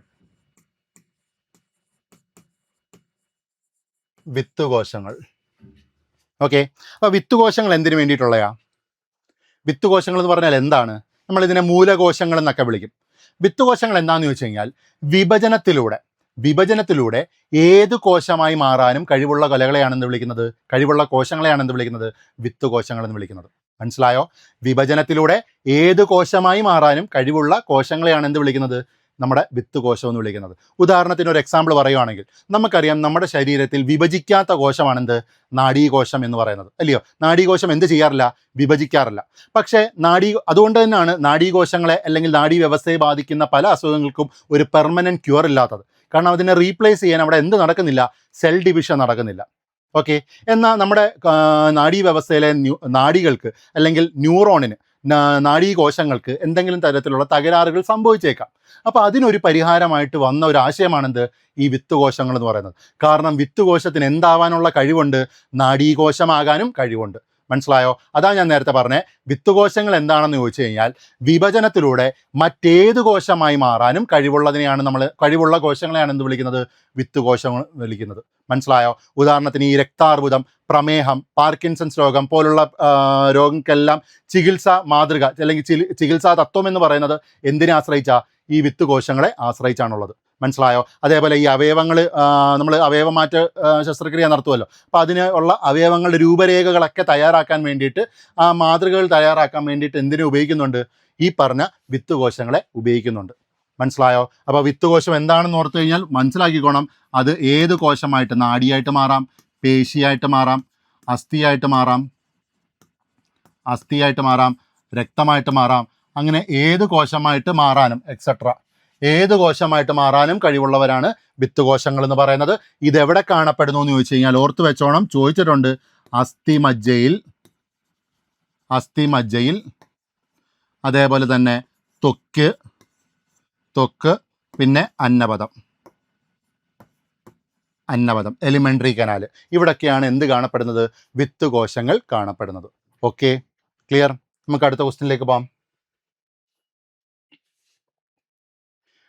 അടുത്ത ക്വസ്റ്റ്യൻ, മലിനമായ മണ്ണ്, ജലം, വായു തുടങ്ങിയ ചുറ്റുപാടുകളിൽ നിന്നും മാലിന്യങ്ങൾ നീക്കം ചെയ്യാൻ സൂക്ഷ്മാണുക്കളുടെയും സസ്യങ്ങളുടെയും ഉപയോഗിക്കുന്ന സാങ്കേതിക വിദ്യ എന്താണ്? അപ്പോൾ ചോദ്യം ഒന്നുകൂടെ, മലിനമായ മണ്ണ്, ജലം, വായു തുടങ്ങിയ ചുറ്റുപാടുകളിൽ നിന്നും മാലിന്യങ്ങൾ നീക്കം ചെയ്യാൻ സൂക്ഷ്മാണുക്കളെയും സസ്യങ്ങളെയും ഉപയോഗിക്കുന്ന സാങ്കേതിക വിദ്യയ്ക്ക് പറയുന്ന പേരെന്താണെന്നാണ് ചോദ്യം. അപ്പോൾ ഇതിൻ്റെ ആൻസർ എഴുതിക്കൂ. അപ്പോൾ നിങ്ങൾക്ക് ആൻസർ കിട്ടിയെന്ന് വിചാരിക്കുന്നു. ഞാൻ ആൻസർ പറയാണ്, ബയോ റെമഡിയേഷൻ ആണ് ആൻസർ എന്ന് പറയുന്നത്. Okay, bio remediation. അപ്പോൾ ഇതുമായിട്ട് ബന്ധപ്പെട്ട് നമ്മുടെ ടെക്സ്റ്റിൽ 2-3 ഡെഫിനിഷൻസ്, വാക്കുകളുടെ ഡെഫിനിഷൻസ് കൊടുത്തിട്ടുണ്ട്. അതും കൂടെ ഒന്ന് നോക്കാം. ഇതാണ്ടേ, ഇത് നമ്മുടെ SCERT ടെക്സ്റ്റിനകത്ത് കൊടുത്തിട്ടുള്ളതാണ്. അപ്പോൾ അതിൻ്റെ ഡെഫിനിഷൻസ് ഒക്കെ നോക്കിയേ. ആദ്യത്താണ് വന്യമൃഗ ട്രാക്കിംഗ് സെൻസറുകൾ. ഈ പേരിൽ നിന്ന് തന്നെ നിങ്ങൾക്ക് ഉത്തരം കിട്ടിക്കാണും, അല്ലയോ? വന്യമൃഗങ്ങളുടെ ചലനം, പെരുമാറ്റം, സ്ഥാനം എന്നിവ നിരീക്ഷിച്ച് സംരക്ഷണ തന്ത്രങ്ങൾ ആസൂത്രണം ചെയ്യാൻ വന്യജീവി സംരക്ഷകരെയും ഗവേഷകരെയും സഹായിക്കുന്നതാണ് എന്ത്? വന്യമൃഗ ട്രാക്കിംഗ് സെൻസറുകൾ എന്ന് പറയുന്നത്. ഓക്കെ, അപ്പോൾ ഓർത്തു വെച്ചോണം, വന്യമൃഗ ട്രാക്കിംഗ് സെൻസർ എന്താണ്? വന്യമൃഗങ്ങളുടെ ചലനം, അവരുടെ പെരുമാറ്റം, സ്ഥാനം, അതെല്ലാം തിരിച്ചറിയാൻ വേണ്ടിയിട്ട് ഈ വന്യമൃഗ സംരക്ഷകരുണ്ടല്ലോ, വന്യമൃഗ സംരക്ഷകർക്കും അതിനകത്ത് ഗവേഷണം നടത്തുന്ന ഗവേഷകർക്കുമൊക്കെ സഹായിക്കുന്ന ഒരു സാങ്കേതിക വിദ്യയാണ് എന്ത്? വന്യമൃഗ ട്രാക്കിംഗ് സെൻസറുകൾ എന്ന് പറയുന്നത്. ഓക്കെ, ഇനി അടുത്ത നോക്കിക്കഴിഞ്ഞാൽ ആഗോള ജൈവ വൈവിധ്യ ഡേറ്റാ സെൻസറുകൾ എന്ന് പറയും. ആഗോള ജൈവ വൈവിധ്യ ഡേറ്റാ സെൻസറുകൾ. ഇതിൻ്റെയൊക്കെ ഡെഫിനിഷൻ തന്നിട്ട് ഏതാ വാക്ക് ചോദിക്കും, ഉറപ്പായിട്ടും ചോദിക്കുന്നതാണ്. ഓക്കെ, അപ്പോൾ നോക്കിക്കോ, ഉപഗ്രഹ റിമോട്ട് സെൻസറിങ്, ശബ്ദ വിശകലനം, ക്യാമറ ട്രാപ്പുകൾ തുടങ്ങിയവ ഉപയോഗിച്ച് ജൈവ വൈവിധ്യത്തെക്കുറിച്ചുള്ള വിവരങ്ങൾ, അതാണ് ജൈവ വൈവിധ്യ ഡേറ്റ എന്ന് പറയുന്നത്. മനസ്സിലായോ? ജൈവ വൈവിധ്യത്തെക്കുറിച്ചുള്ള വിവരങ്ങൾ ശേഖരിക്കുന്ന സാങ്കേതിക വിദ്യ, അതാണ് ആഗോള ജൈവ വൈവിധ്യ ഡേറ്റാ സെൻസറുകൾ എന്ന് പറയുന്നത്. ഗ്ലോബൽ ബയോഡൈവേഴ്സിറ്റി ഡേറ്റാ സെൻസേഴ്സ് എന്ന് പറയും. എന്താ? ഗ്ലോബൽ ബയോഡൈവേഴ്സിറ്റി ഡേറ്റാ സെൻസേഴ്സ് എന്ന് പറയും. മനസ്സിലായോ? ക്ലിയർ ആണല്ലോ? അപ്പോൾ എന്തൊക്കെ ഉപയോഗിച്ചിട്ടാണ് ഈ ജൈവ വൈവിധ്യ വിവരങ്ങൾ ശേഖരിക്കുന്നത്? അതാണ് അറിയേണ്ടത്. ഈ ജൈവ വൈവിധ്യ വിവരങ്ങൾ, അതായത് ബയോഡൈവേഴ്സിറ്റി ഡേറ്റാസ് ശേഖരിക്കുന്ന എന്തൊക്കെ വെച്ചിട്ടാണെന്ന് ചോദിച്ചു കഴിഞ്ഞാൽ, ഉപഗ്രഹ remote censoring, satellite remote censoring എന്നൊക്കെ പറഞ്ഞ് പഠിച്ചിട്ടുണ്ട്. സാറ്റലൈറ്റ് റിമോട്ട് സെൻസറിങ്, ശബ്ദ വിശകലനം, അതേപോലെ തന്നെ ക്യാമറ ട്രാപ്പുകൾ, ഇതൊക്കെ ഉപയോഗിച്ച് എന്ത് ചെയ്യുന്നു? ബയോഡൈവേഴ്സിറ്റി ഡേറ്റാസ് കളക്ട് ചെയ്യുന്നു, നമ്മുടെ ജൈവ വൈവിധ്യ വിവരങ്ങൾ ശേഖരിക്കുന്നു. ആ ശേഖരിക്കുന്ന സാങ്കേതിക വിദ്യ വിളിക്കുന്ന പേരാണ് ആഗോള ജൈവ വൈവിധ്യ ഡേറ്റാ സെൻസറുകൾ. ആഗോള ജൈവ വൈവിധ്യ ഡേറ്റാ സെൻസറുകൾ അല്ലെങ്കിൽ ഗ്ലോബൽ ബയോഡൈവേഴ്സിറ്റി ഡേറ്റാ സെൻസർ എന്ന് പറയും. ഓക്കെ, അടുത്ത നോക്കാം, ക്രയോ പ്രിസർവേഷൻ.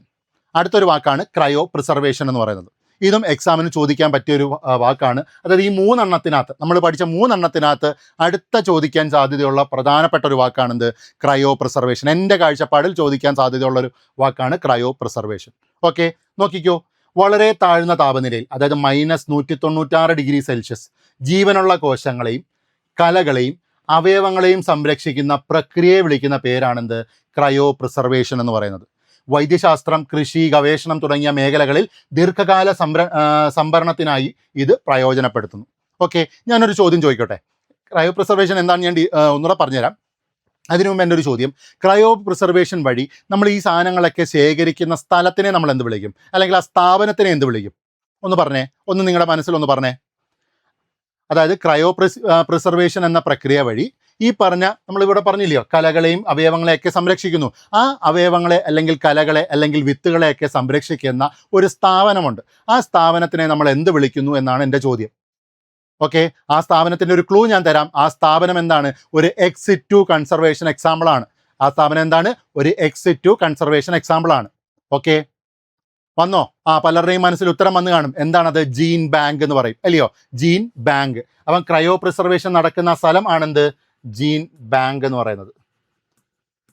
Gene bank. അതായത് എന്താ ജീൻ ബാങ്ക് എന്ന് പറയുന്നത്?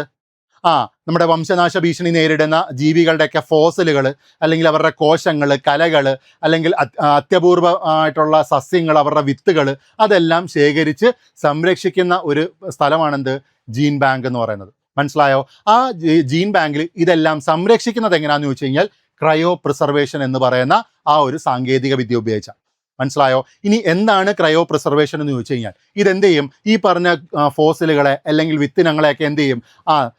വളരെ താഴ്ന്ന താപനിലയിൽ, അതായത് എത്ര, -196 താപനിലയിൽ, -196 താപനിലയിൽ ലിക്വിഡ് നൈട്രജനകത്ത് മുക്കി വെച്ചിട്ടാണ്, അതിനകത്ത് പ്രിസർവ് ചെയ്തിട്ടാണ് നമ്മൾ ഈ പറഞ്ഞ കലകളെയും കോശങ്ങളെയും അല്ലെങ്കിൽ ഫോസിലുകളെ അല്ലെങ്കിൽ വിത്തുകളെയൊക്കെ സംരക്ഷിക്കുന്നത്. ആ സംരക്ഷിക്കുന്ന പ്രക്രിയയ്ക്ക് വിളിക്കുന്ന പേരാണെന്ത്? ക്രയോ പ്രിസർവേഷൻ എന്ന് പറയുന്നത്. സംരക്ഷിക്കുന്ന പ്രക്രിയയ്ക്ക് വിളിക്കുന്ന പേരാണ് ക്രയോ പ്രിസർവേഷൻ. ഒരു ചോദ്യം കൂടെ പഠിച്ചു വെച്ചോണം അവിടെ. ക്രയോ പ്രിസർവേഷനിലൂടെ ഇതെല്ലാം സംരക്ഷിക്കുന്ന സ്ഥാപനത്തിന് പറയുന്നത്, ക്രയോ പ്രിസർവേഷനിലൂടെ ഈ പറഞ്ഞ വിത്തിനങ്ങളും ഫോസിലുകളും കോശങ്ങളും സംരക്ഷിക്കുന്ന സ്ഥാപനത്തിന് പറയുന്ന പേരാണെന്ത്? ജീൻ ബാങ്ക് എന്ന് പറയുന്നത്. ആ സ്ഥാപനത്തിന് പറയുന്ന പേരാണ് ജീൻ ബാങ്ക്. ഓക്കെ, ഇനി 4ാമത്തെ വാക്ക് ഇതായിരുന്നു നമ്മുടെ ചോദ്യം, ബയോ റെമഡിയേഷൻ. ഇതായിരുന്നു നമ്മുടെ ചോദ്യം. മണ്ണ്, ജലം, വായു തുടങ്ങിയ മലിനമായ ചുറ്റുപാടിൽ നിന്നും മാലിന്യങ്ങൾ നീക്കം ചെയ്യാൻ സൂക്ഷ്മാണുക്കളെയും സസ്യങ്ങളെയും ഉപയോഗിക്കുന്നു. മനസ്സിലായോ? അതായത് മണ്ണ്, ജലം, വായു, ഇതിനകത്തൊക്കെ മാലിന്യങ്ങൾ കാണും, അല്ലയോ? ആ മാലിന്യങ്ങളെയൊക്കെ നീക്കം ചെയ്യാൻ ആരെ ഉപയോഗിക്കുന്നു? സൂക്ഷ്മാണുക്കളെയും അതേപോലെ സസ്യങ്ങളെയും ഉപയോഗിക്കുന്നു. അത്തരത്തിലുള്ള ഒരു സാങ്കേതിക വിദ്യയാണെന്ത്? ഈ പറഞ്ഞ ബയോ റെമഡിയേഷൻ എന്ന് പറയുന്നത്.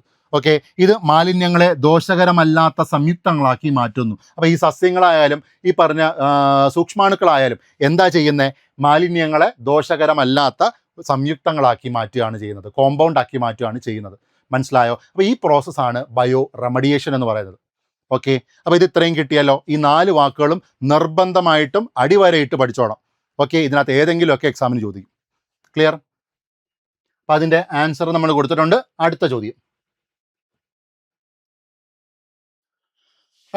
ഭാഗ്യലക്ഷ്മി ഏത് സസ്യത്തിൻ്റെ സങ്കര ഇനമാണ്? സങ്കര ഇനം നമ്മൾ പഠിച്ചിട്ടുള്ള ഒരു ടോപ്പിക്കാണ്. അപ്പം പറഞ്ഞു, അപ്പം എഴുതിക്കോ, നിങ്ങൾ തന്നെ എഴുതിക്കോ. ഭാഗ്യലക്ഷ്മി ഏത് സസ്യത്തിൻ്റെ സങ്കര ഇനമാണ്? സങ്കര ഇനങ്ങളൊക്കെ എക്സാമിന് ചോദിക്കുന്നതാണ്. ഇപ്പോൾ ഡിഗ്രി പരീക്ഷകളൊക്കെ എളുപ്പമുള്ള ഒരു പരീക്ഷയ്ക്കകത്ത് വരുന്ന വളരെ സിമ്പിളായിട്ടുള്ള ചില ചോദ്യങ്ങളിലൊന്നാണിത്. മനസ്സിലായോ? അപ്പോൾ ഭാഗ്യലക്ഷ്മി ഏത് സസ്യത്തിൻ്റെ സങ്കര ഇനമാണ്? ഏതിൻ്റെയാ? പയറിൻ്റെ സങ്കര ഇനമാണെന്ത്? ഭാഗ്യലക്ഷ്മി എന്ന് പറയുന്നത്. മനസ്സിലായോ? പയറിൻ്റെ സങ്കര ഇനമാണെന്ത്? ഭാഗ്യലക്ഷ്മി. ഓക്കെ, അപ്പോൾ നമ്മുടെ ടെക്സ്റ്റിനകത്ത് കൊടുത്തിട്ടുള്ള ചില സങ്കര ഇനങ്ങൾ, വിത്തുകളും ഒക്കെ നമുക്ക് നോക്കാം. ഓക്കെ, മുളകിൻ്റെ പഠിച്ചോണം. ഉജ്ജ്വല ജ്വാലാമുഖി. മുളകിൻ്റെ എന്തൊക്കെയാ? ഉജ്ജ്വല ജ്വാലാമുഖി. ഈ ബോക്സിന് വളരെ വളരെ പ്രാധാന്യം കൊടുത്തു വേണം പഠിക്കാൻ. മനസ്സിലായോ? ഈ ബോക്സ് വളരെ പ്രാധാന്യം, ഫസ്റ്റ് പ്രയോറിറ്റിയിൽ പഠിക്കേണ്ടത് ഈ ഒരു ബോക്സാണ്. ഓക്കെ, അപ്പോൾ മുളകിൻ്റെ എന്തൊക്കെയാ? ഉജ്ജ്വല ജ്വാലാമുഖി.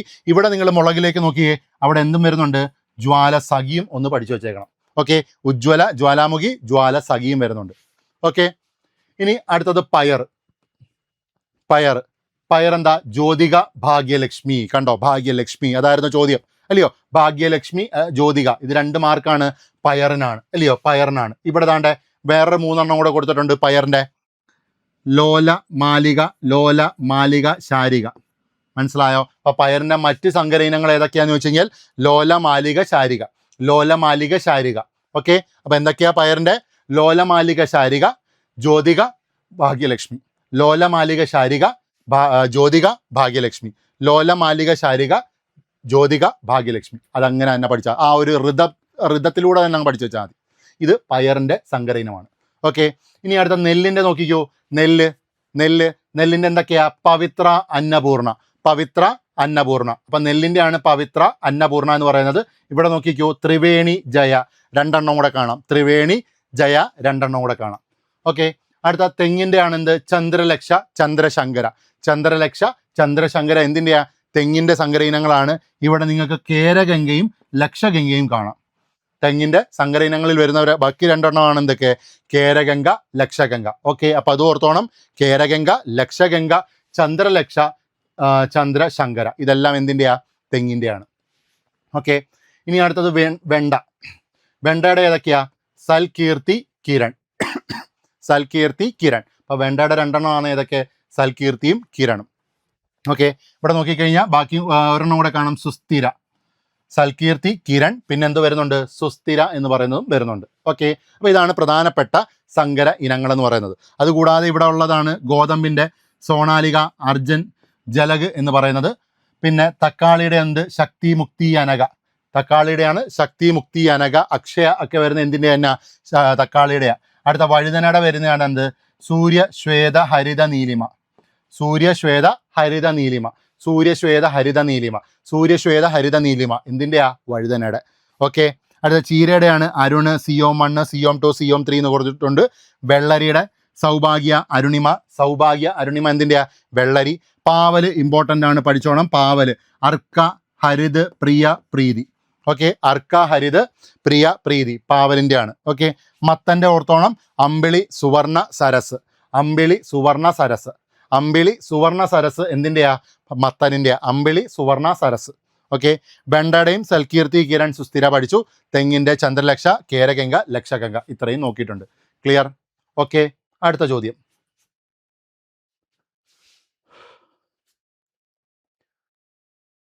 അടുത്ത ചോദ്യം. വായുമലിനീകരണം അളക്കുന്നതിനും അന്തരീക്ഷത്തിലെ സൾഫർ ഡയോക്സൈഡിന്റെ സാന്നിധ്യം തിരിച്ചറിയുന്നതിനും സഹായിക്കുന്ന പ്രകൃതിദത്ത സൂചകങ്ങൾ ഏതെല്ലാം? അപ്പോൾ ഇതാണ് ചോദ്യം.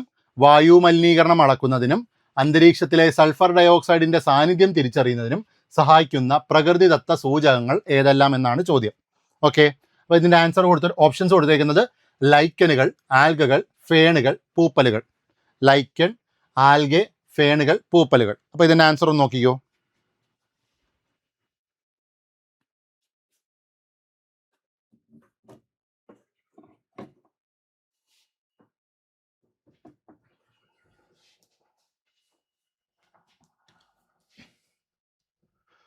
ഇപ്പോൾ വായുമലിനീകരണം അളക്കുന്നതിന് വേണ്ടിയിട്ട് ഏതാ ആൻസർ? ലൈക്കനുകളാണ് ഇവിടെ ആൻസർ എന്ന് പറയുന്നത്, അല്ലയോ? ലൈക്കൻസ് ആണ് ആൻസർ എന്ന് പറയുന്നത്. എന്തോ ഈ ലൈക്കൻ എന്ന് പറഞ്ഞു കഴിഞ്ഞാൽ? ലൈക്കൻ എന്ന് പറഞ്ഞാൽ എന്താ? ഈ പായലിൻ്റെയും പൂപ്പലിൻ്റെയും ഒരു മിക്സ്ചറാണ് എന്ത്? ലൈക്കൻസ് എന്ന് പറയുന്നത്. പായലിൻ്റെയും പൂപ്പലിൻ്റെയും ഒരു മിക്സ്ചറാണ് എന്ത്? ലൈക്കൻസ് എന്ന് പറയുന്നത്. ഇവിടെ പായൽ എന്താ ചെയ്യുന്നത്? പായൽ എന്ന് പറഞ്ഞാൽ എന്താ? പായൽ എന്ന് പറഞ്ഞു കഴിഞ്ഞാൽ നമുക്കറിയാം, സ്വന്തമായി ഹരിതകമുള്ളൊരു സാധനമാണെന്ത്? ഈ പായൽ അല്ലെങ്കിൽ ആൽഗെ എന്നൊക്കെ പറയും, അല്ലയോ? പായൽ എന്ന് പറഞ്ഞാൽ എന്താ? ആൽഗെ. അപ്പോൾ ഇതെന്താണെന്ന് വെച്ച് കഴിഞ്ഞാൽ ആൽഗയുടെയും അതേപോലെ ഫംഗസിൻ്റെയും ഒരു മിക്സ്ചറാണ് എന്ത്? ലൈക്കനുകൾ എന്ന് പറയുന്നത്.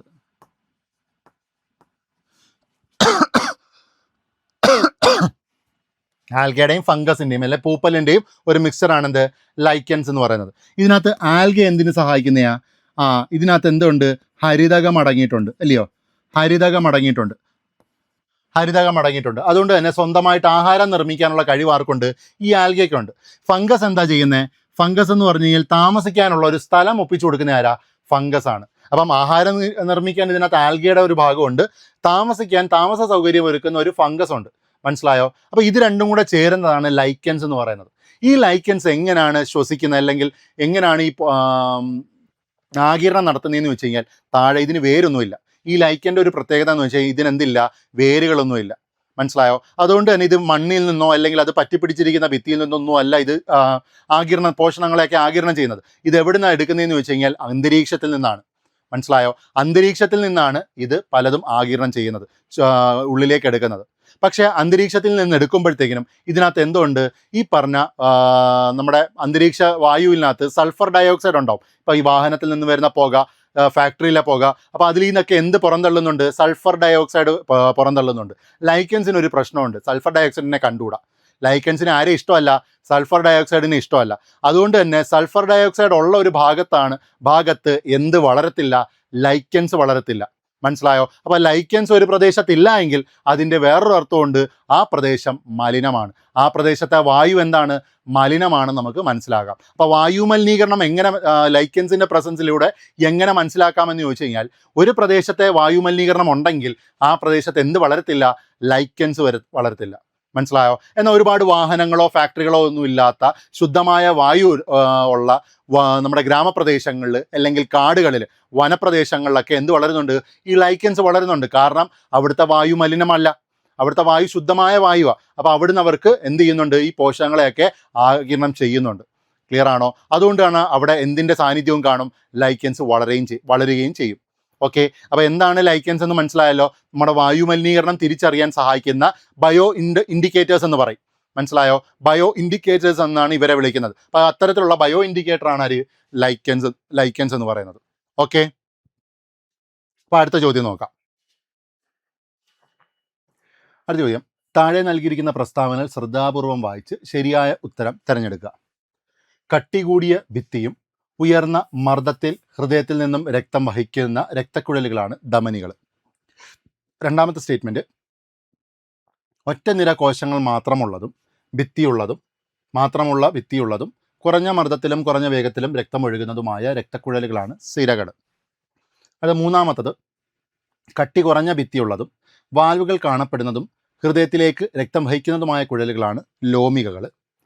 ഇനി നാലാമത്തത്, അവയവങ്ങളിൽ നിന്നും അവയവങ്ങളിലേക്ക് രക്തത്തെ വഹിക്കുന്ന രക്തക്കുഴലുകളാണ് പോർട്ടൽ സിരകൾ. ഓക്കെ, അപ്പോൾ ഇതിൻ്റെ ആൻസർ ഒന്ന് നോക്കിക്കോ, ആൻസർ എഴുതിക്കോ.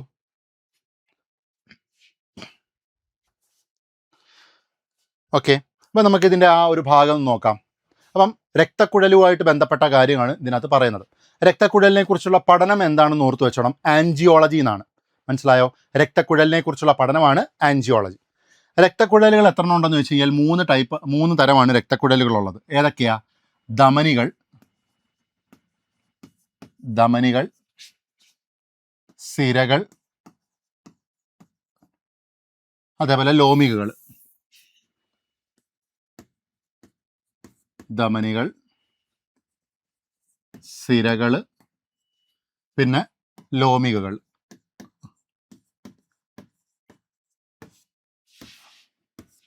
ഓക്കെ, അപ്പോൾ നമുക്ക് എന്താണ് ധമനികളും ലോമികളും? ആദ്യമേ ഇത് രണ്ടും നമുക്ക് നോക്കാം. ധമനിയും സിരയും എന്താണെന്ന് നോക്കാം. ധമനികൾ എന്ന് പറഞ്ഞാൽ ആർട്ടറീസും സിരകൾ എന്ന് പറഞ്ഞു കഴിഞ്ഞാൽ വെയിൻസുമാണ്. ഓക്കെ, അപ്പോൾ അത് ഓർത്ത് വെച്ചോണം. ഹൃദയത്തിൽ നിന്നും പുറത്തേക്ക് രക്തത്തെ കൊണ്ടുപോകുന്നത്, ഹൃദയത്തിൽ നിന്നും പോകുന്നതെല്ലാം എന്തായിരിക്കും? ധമനികളായിരിക്കും. മനസ്സിലായോ? അപ്പോൾ ഹൃദയത്തിൽ നിന്നും, ഫസ്റ്റ് പോയിന്റ് ഓർത്തോണം, ഹൃദയത്തിൽ നിന്നും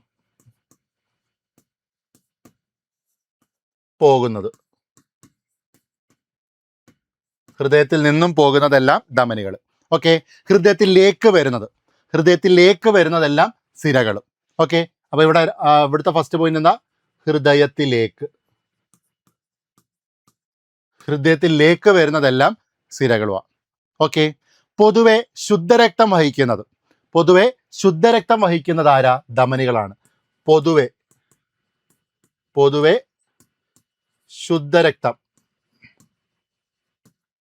ശുദ്ധരക്തം വഹിക്കുന്നത് ആരാന്ന് വെച്ചാൽ ധമനികളുമാണ്. പൊതുവെ അശുദ്ധരക്തം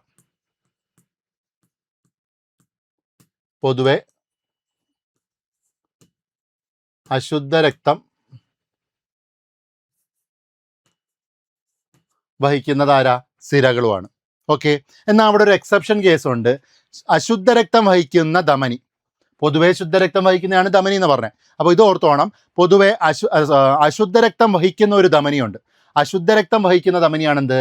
ശ്വാസകോശ ധമനി. അപ്പോൾ ശ്വാസകോശ ധമനിയുടെ പ്രത്യേകത ഓർത്തോണം, അശുദ്ധരക്തം വഹിക്കുന്ന ധമനിയാണ് ഏത്? ശ്വാസകോശ ധമനി എന്ന് പറയുന്നത്. ഇനി അതേപോലെ തന്നെ പൊതുവെ അശുദ്ധരക്തം വഹിക്കുന്നതാണ് സിരകൾ എന്ന് പറയുന്നത്. എന്നാൽ ശുദ്ധരക്തം വഹിക്കുന്ന ഒരു സിരയുണ്ട്. ഒരു എക്സെപ്ഷൻ കേസാണ്. ശുദ്ധരക്തം വഹിക്കുന്ന സിര ഏതാന്ന് ചോദിച്ചു കഴിഞ്ഞാൽ അത് ശ്വാസകോശ സിരയാണ്. ഓക്കെ, ശ്വാസകോശ സിരയാണ്. അടുത്തത്, ഏറ്റവും വലിയ ധമനിയെന്നോ ഏറ്റവും വലിയ രക്തക്കുഴലെന്നോ ചോദിച്ചു കഴിഞ്ഞാൽ, ഏറ്റവും വലിയ ധമനിയെന്നോ ഏറ്റവും വലിയ രക്തക്കുഴലെന്നോ ചോദിച്ചു കഴിഞ്ഞാൽ അതാര് തന്നെ? മഹാധമനിയാണ്, അല്ലെങ്കിൽ അയോർട്ട എന്ന് പറയും. ഇനി ഏറ്റവും വലിയ സിര ചോദിക്കുവാണെങ്കിൽ, ഏറ്റവും വലിയ സിര എന്ന് പറയുന്നത് അധോമഹാസിരയാണ്. എന്താ? അധോമഹാസിരയാണ്. ഓക്കെ ആണല്ലോ.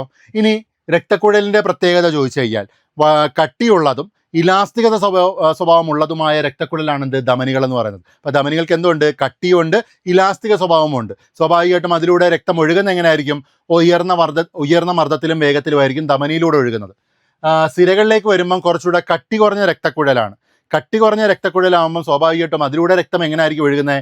കുറഞ്ഞ വേഗത്തിലും മർദ്ദത്തിലുമാണ് ഒഴുകുന്നത്. മനസ്സിലായോ? അപ്പോൾ ഇതാണ് ധമനിയും സിരയുമായിട്ട് ബന്ധപ്പെട്ട കാര്യങ്ങൾ.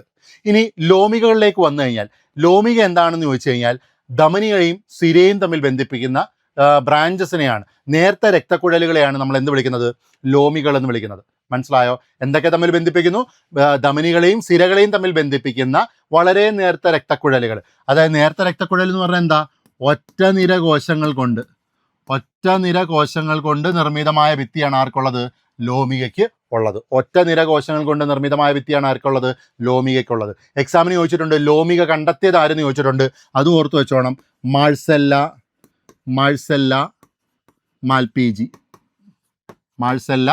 മാൽപീജി ആണ് എന്ത് കണ്ടെത്തുന്നത്? രക്തലോമിക കണ്ടെത്തുന്നത്. ഓക്കെ, അപ്പൊ നമുക്ക് ആ ചോദ്യത്തിലേക്ക് ഒന്ന് വരാം. ഒന്ന് നോക്കിക്കേ. കട്ടി കൂടിയ ഭിത്തിയും ഉയർന്ന മർദ്ദത്തിൽ ഹൃദയത്തിൽ നിന്നും രക്തം വഹിക്കുന്ന രക്തക്കുഴലുകളാണ് ധമനികൾ. താണ്ട നോക്കിയേ, ഉയർന്ന മർദ്ദത്തിലും ഉയർന്ന വേഗത്തിലും, കാരണം കട്ടി കൂടുതലുണ്ട്, അതുകൊണ്ട് ഉയർന്ന മർദ്ദത്തിലും വേഗത്തിലും ഒഴുകുന്നു നമ്മൾ പറഞ്ഞു. ഹൃദയത്തിൽ നിന്നും പോകുന്നത് അതാരാണ്? ധമനികളാണ്. അപ്പൊ ഈ സ്റ്റേറ്റ്മെന്റ് ശരിയാണ്. ഓക്കെ, രണ്ടാമത്തെ നോക്കിയേ. ഒറ്റ നിര കോശങ്ങൾ മാത്രമുള്ളതും ഭിത്തിയുള്ളതും കുറഞ്ഞ മർദ്ദത്തിലും കുറഞ്ഞ വേഗത്തിലും രക്തം ഒഴുകുന്നതുമായ രക്തക്കുഴലുകളാണ് സിരകൾ.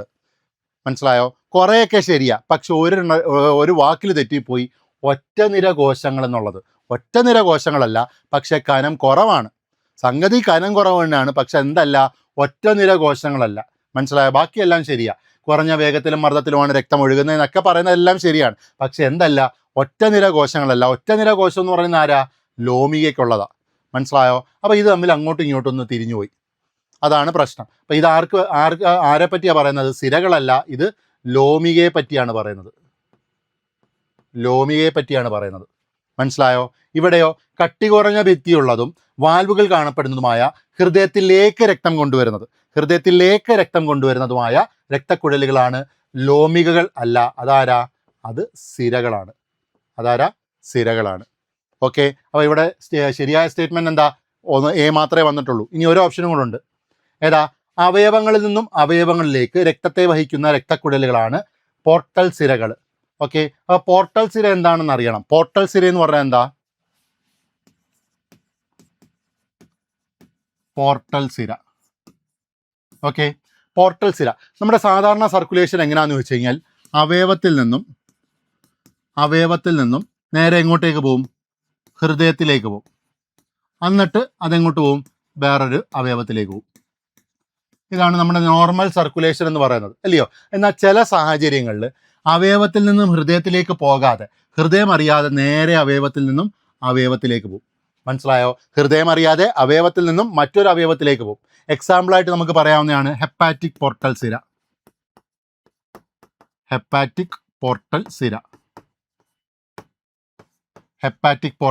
അതായത് കരളിനെയും കുടലിനെയും തമ്മിൽ ബന്ധിപ്പിക്കുന്നത്. മനസ്സിലായോ?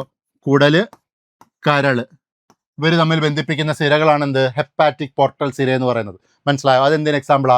പോർട്ടൽ സിരയ്ക്ക് എക്സാമ്പിളാണ്. അപ്പോൾ പോർട്ടൽ സിര എന്താണെന്ന് ചോദിച്ചു കഴിഞ്ഞാൽ അവയവങ്ങളിൽ നിന്നും അവയവങ്ങളിലേക്ക് രക്തത്തെ കൊണ്ടുപോകുന്ന സിരയാണെന്ത്? പോർട്ടൽ സിരകൾ. അപ്പോൾ ഇവിടുത്തെ ഡി ഓപ്ഷൻ നോക്കിക്കോ. അവയവങ്ങളിൽ നിന്നും അവയവങ്ങളിലേക്ക് രക്തത്തെ വഹിക്കുന്ന രക്തക്കുഴലുകളാണ് പോർട്ടൽ സിരകൾ. അപ്പോൾ ഇതും ശരിയാണ്. അപ്പോൾ ഇവിടെ ശരിയായ പ്രസ്താവനയാണ് നമുക്ക് നോക്കേണ്ടത്. എയും ഡിയും ശരി. അപ്പോൾ ഇതിൻ്റെ ആൻസർ ഓപ്ഷൻ ഡി. ഓക്കെ, അപ്പോൾ ഈ ഭാഗം ഓക്കെ ആണല്ലോ. അടുത്ത ചോദ്യം നോക്കാം.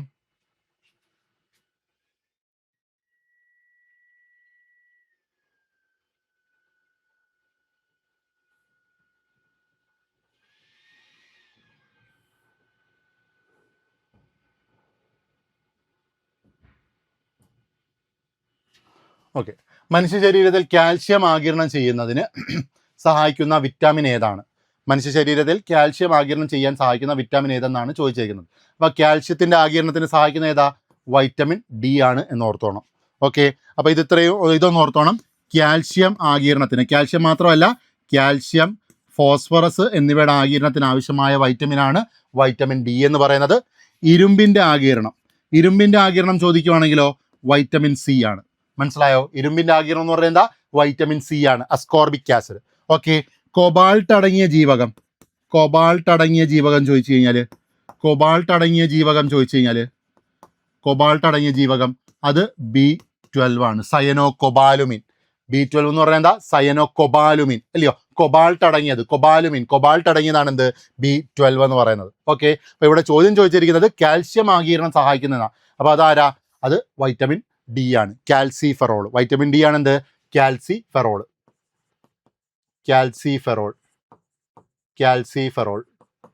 വൈറ്റമിൻ B2 എന്താ? B2വിൻ്റെ ശാസ്ത്രീയ നാമം ഒന്ന് ഓർത്ത് വെച്ചോണം, റൈബോഫ്ലാവിൻ. ഓക്കെ, B12 എന്ന് പറഞ്ഞാൽ എന്താ?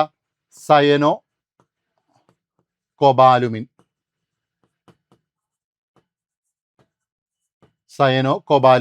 വൈറ്റമിൻ ഇ എന്ന് പറഞ്ഞാൽ എന്താ? ടോക്കോഫെറോൾ. വൈറ്റമിൻ ഇ എന്ന് പറഞ്ഞാൽ ടോക്കോഫെറോൾ. ഓക്കെ, അപ്പോൾ അടുത്ത ക്വസ്റ്റ്യൻ നോക്കാം.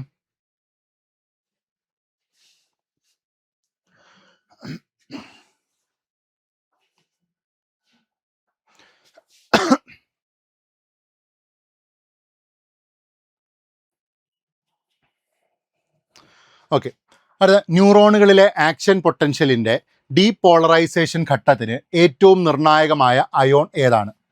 Sodium, potassium, calcium, chloride. ഇതാണ് ഓപ്ഷൻസ് കൊടുത്തിരിക്കുന്നത്. ന്യൂറോണുകളിലെ ആക്ഷൻ പൊട്ടൻഷ്യലിൻ്റെ ഡീപോളറൈസേഷൻ ഘട്ടത്തിന് ഏറ്റവും നിർണായകമായ ഘടകം ഏതാണെന്നാണ് ചോദിച്ചിരിക്കുന്നത്. ഓക്കെ,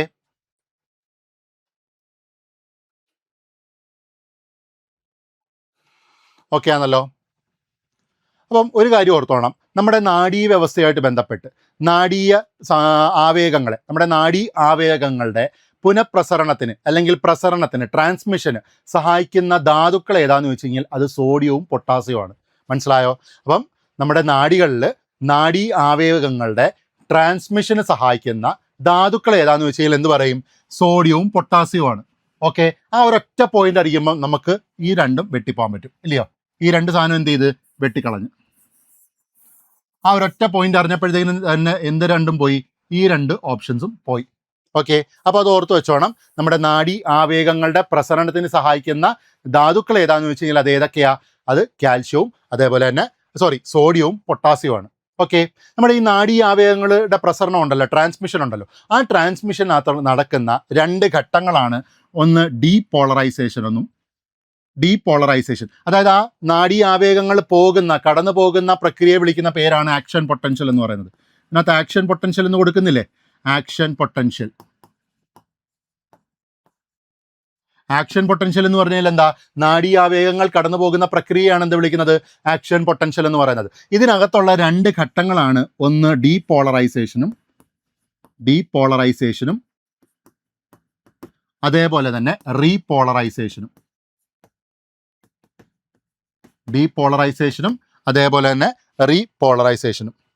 ഓക്കെ, അപ്പം രണ്ട് ഘട്ടങ്ങളാണ് ഡീപോളറൈസേഷനും റീപോളറൈസേഷനും എന്ന് പറയുന്നത്. അപ്പോൾ ഡീപോളറൈസേഷൻ എന്താണെന്ന് ചോദിച്ചു കഴിഞ്ഞാൽ, അതായത് ഒരു ന്യൂറോൺ ഉത്തേജിക്കുമ്പം ആ ന്യൂറോൺ ഉത്തേജിക്കുമ്പോൾ എന്താ സംഭവിക്കുന്നതെന്ന് വെച്ച് കഴിഞ്ഞാൽ ന്യൂറോണിനകത്തുള്ള സോഡിയം ചാനലുകൾ തുറക്കും. മനസ്സിലായോ? അപ്പോൾ ഒരു ന്യൂറോൺ ഉത്തേജിക്കുന്നു, ആ ന്യൂറോൺ ഉത്തേജിക്കുമ്പം അതിനകത്തുള്ള സോഡിയം ചാനലുണ്ട്, ആ സോഡിയം ചാനൽ തുറക്കും. അതായത് ന്യൂറോണിൻ്റെ അകത്ത് ആ സമയത്ത് എന്തായിരിക്കും? നെഗറ്റീവ് ചാർജ് ആയിരിക്കും. ഈ സോഡിയം ചാനൽ തുറക്കുമ്പോഴത്തേക്കിനും സോഡിയം അയോൺസ് എങ്ങോട്ടേക്ക് കയറും? അകത്തേക്ക് കയറും. മനസ്സിലായോ? സോഡിയം അയോൺസ് എങ്ങോട്ടേക്ക് കയറും? ഈ ചാനലിലേക്ക് കയറും. അപ്പോൾ ഈ സോഡിയം അയോൺസ്, പോസിറ്റീവ് ചാർജുള്ള സോഡിയം അയോൺസ് അകത്തേക്ക് കയറുമ്പം നമ്മുടെ ഈ അകത്ത് ഉള്ള നെഗറ്റീവ് ചാർജ് എന്തായിട്ട് മാറും? പതുക്കെ പോസിറ്റീവായിട്ട് മാറും. മനസ്സിലായോ? അങ്ങനെ ആ ആവേഗങ്ങൾ മുന്നോട്ട് യാത്ര ചെയ്യാൻ തുടങ്ങും. ക്ലിയർ ആണല്ലോ? അപ്പം നമ്മൾ പറഞ്ഞു ആവേഗങ്ങളുടെ ട്രാൻസ്മിഷനെയാണ് നമ്മൾ ആക്ഷൻ പൊട്ടൻഷ്യൽ എന്ന് പറയുന്നത്. ആ ആക്ഷൻ പൊട്ടൻഷ്യൽ രണ്ട് ഘട്ടത്തിൽ നടക്കുന്നു, ഡീപോളറൈസേഷനും റീപോളറൈസേഷനും. ഡീപോളറൈസേഷൻ എന്താണെന്ന് ചോദിച്ചു കഴിഞ്ഞാൽ ഒരു ന്യൂറോൺ ഉത്തേജിക്കുമ്പം അതിനകത്ത് എന്ത് സംഭവിക്കുന്നു? സോഡിയം ചാനലുകൾ തുറക്കുന്നു. സോഡിയം ചാനൽ തുറക്കുമ്പോഴത്തേനും പെട്ടെന്ന് തന്നെ കുറേ സോഡിയം അയോൺസ് അകത്തേക്ക് കയറും. അങ്ങനെ ഇതെല്ലാം കൂടെ അകത്തേക്ക് കയറുമ്പം ഈ അകത്തുള്ള നെഗറ്റീവ് ചാർജ് എന്തായിട്ട് മാറും? പോസിറ്റീവ് ചാർജായിട്ട് മാറും. അങ്ങനെ ഈ ഇമ്പൾസ് ക്രമേണ മുന്നോട്ട് പോകാൻ തുടങ്ങും. ഓക്കെ ആണല്ലോ? ഓക്കെ, അതാണ് ഡീപോളറൈസേഷൻ എന്ന് പറയുന്നത്. ഇനി റീപോളറൈസേഷൻ എന്താണെന്ന് ചോദിച്ചു കഴിഞ്ഞാൽ ഈ ഇമ്പൾസ് മുന്നോട്ട് പോയി കഴിഞ്ഞാൽ, ഇപ്പോൾ ഇവിടെയുള്ള ഇതിനകത്ത് ഈ നാഡിക്കകത്ത് വരുന്ന ഇമ്പൾസ് ഇങ്ങോട്ട് പോയി കഴിഞ്ഞാൽ പിന്നീട് എന്ത് ചെയ്യും? ഈ ഭാഗത്ത് പൊട്ടാസ്യം ചാനലുകൾ തുറക്കും. ഈ ഭാഗത്ത് എന്ത് ചെയ്യും? പൊട്ടാസ്യം ചാനൽ തുറക്കും. എന്നിട്ട് ഇതിനകത്തുള്ള പൊട്ടാസ്യം, അതായത് K+, ഇതിനകത്തുള്ള K+ എന്ത് ചെയ്യും? പുറത്തേക്ക് ഇറങ്ങാൻ തുടങ്ങും. K+ എന്ത് ചെയ്യും, പുറത്തേക്ക് ഇറങ്ങാൻ തുടങ്ങും. അപ്പോൾ കുറേ പോസിറ്റീവ് ചാർജുള്ള അയൺസ് പുറത്തേക്ക് വന്നു കഴിഞ്ഞാൽ എന്താ സംഭവിക്കുന്നത്, അതിനകത്ത് വീണ്ടും നെഗറ്റീവ് ചാർജായിട്ട് മാറും. മനസ്സിലായോ? അപ്പോൾ ഇതാണ് എന്ത്, ഡീപോളറൈസേഷനും റീപോളറൈസേഷനും. അപ്പോൾ നമ്മുടെ ചോദ്യത്തിനകത്ത് കൊടുത്തിരിക്കുന്നത് എങ്ങനെയാ, ഡീപോളറൈസേഷൻ ഘട്ടത്തിൽ ആവശ്യമായിട്ടുള്ള ധാതു ഏതെന്ന്, അയൺ ഏതാണെന്നാണ് ചോദിച്ചത്. അതെന്ത് തന്നെ, അത് സോഡിയം അയണാണ്. മനസ്സിലായോ? എന്നാൽ റീപോളറൈസേഷൻ ആണ് ചോദ്യമെങ്കിൽ അത് ആരായിരിക്കും, അത് പൊട്ടാസ്യം അയൺ ആയിരിക്കും എന്ന് ഓർത്ത് വെച്ചോണം. റീപോളറൈസേഷൻ ഘട്ടത്തിൽ സഹായിക്കുന്ന ആരാന്ന് വെച്ച് കഴിഞ്ഞാൽ അത് പൊട്ടാസ്യം അയൺ ആണെന്ന് ഓർത്ത് വെച്ചോണം. ഓക്കെ, അപ്പം അടുത്ത ചോദ്യം നോക്കിക്കോ.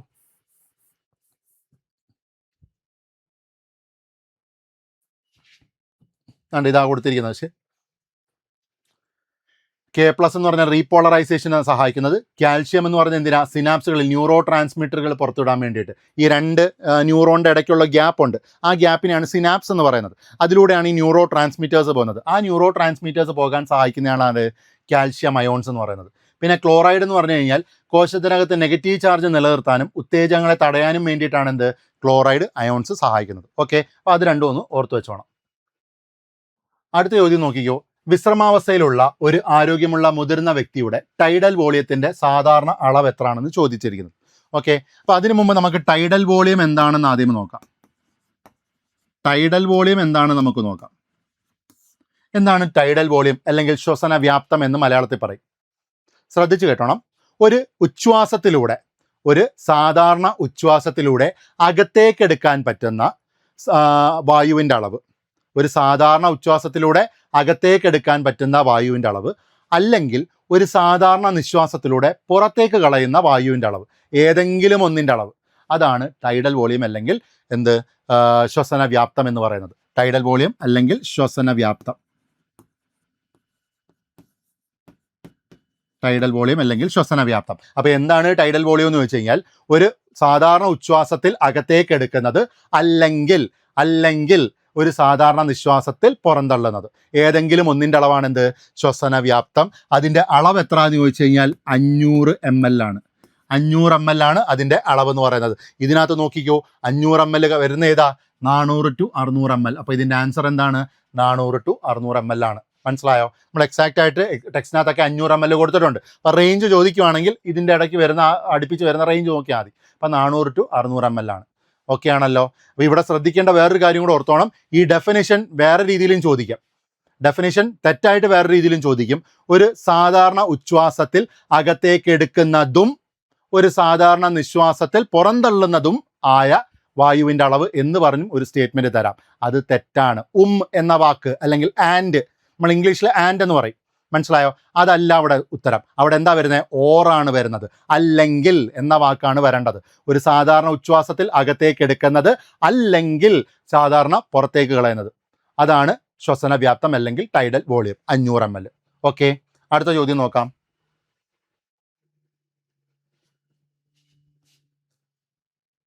ഓക്കെ, ട്രപ്പോണിമ പലേഡിയം മൂലമുണ്ടാകുന്ന രോഗങ്ങൾ ഏതൊക്കെയാണ് പ്രധാനമായും ലൈംഗിക സമ്പർക്കത്തിലൂടെ പകരുന്നത്?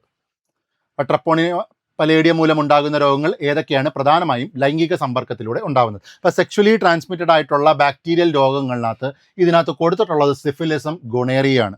സിഫിലിസും ഗൊണേറിയം എന്ത് തന്നെയാണ്, ഒരു സെക്ഷുവലി ട്രാൻസ്മിറ്റഡ് ആയിട്ടുള്ള രോഗമാണ്. മനസ്സിലായോ? അതിനകത്ത് ട്രപ്പോണിമ പലേഡിയം എന്ന് പറയുന്നത്, ട്രപ്പോണിമ പലേഡിയം ഉണ്ടാക്കുന്ന രോഗം ഏതാണെന്ന് ചോദിച്ചു കഴിഞ്ഞാൽ അത് സിഫിലിസ് ആണ്. എന്നാൽ നൈസീരിയ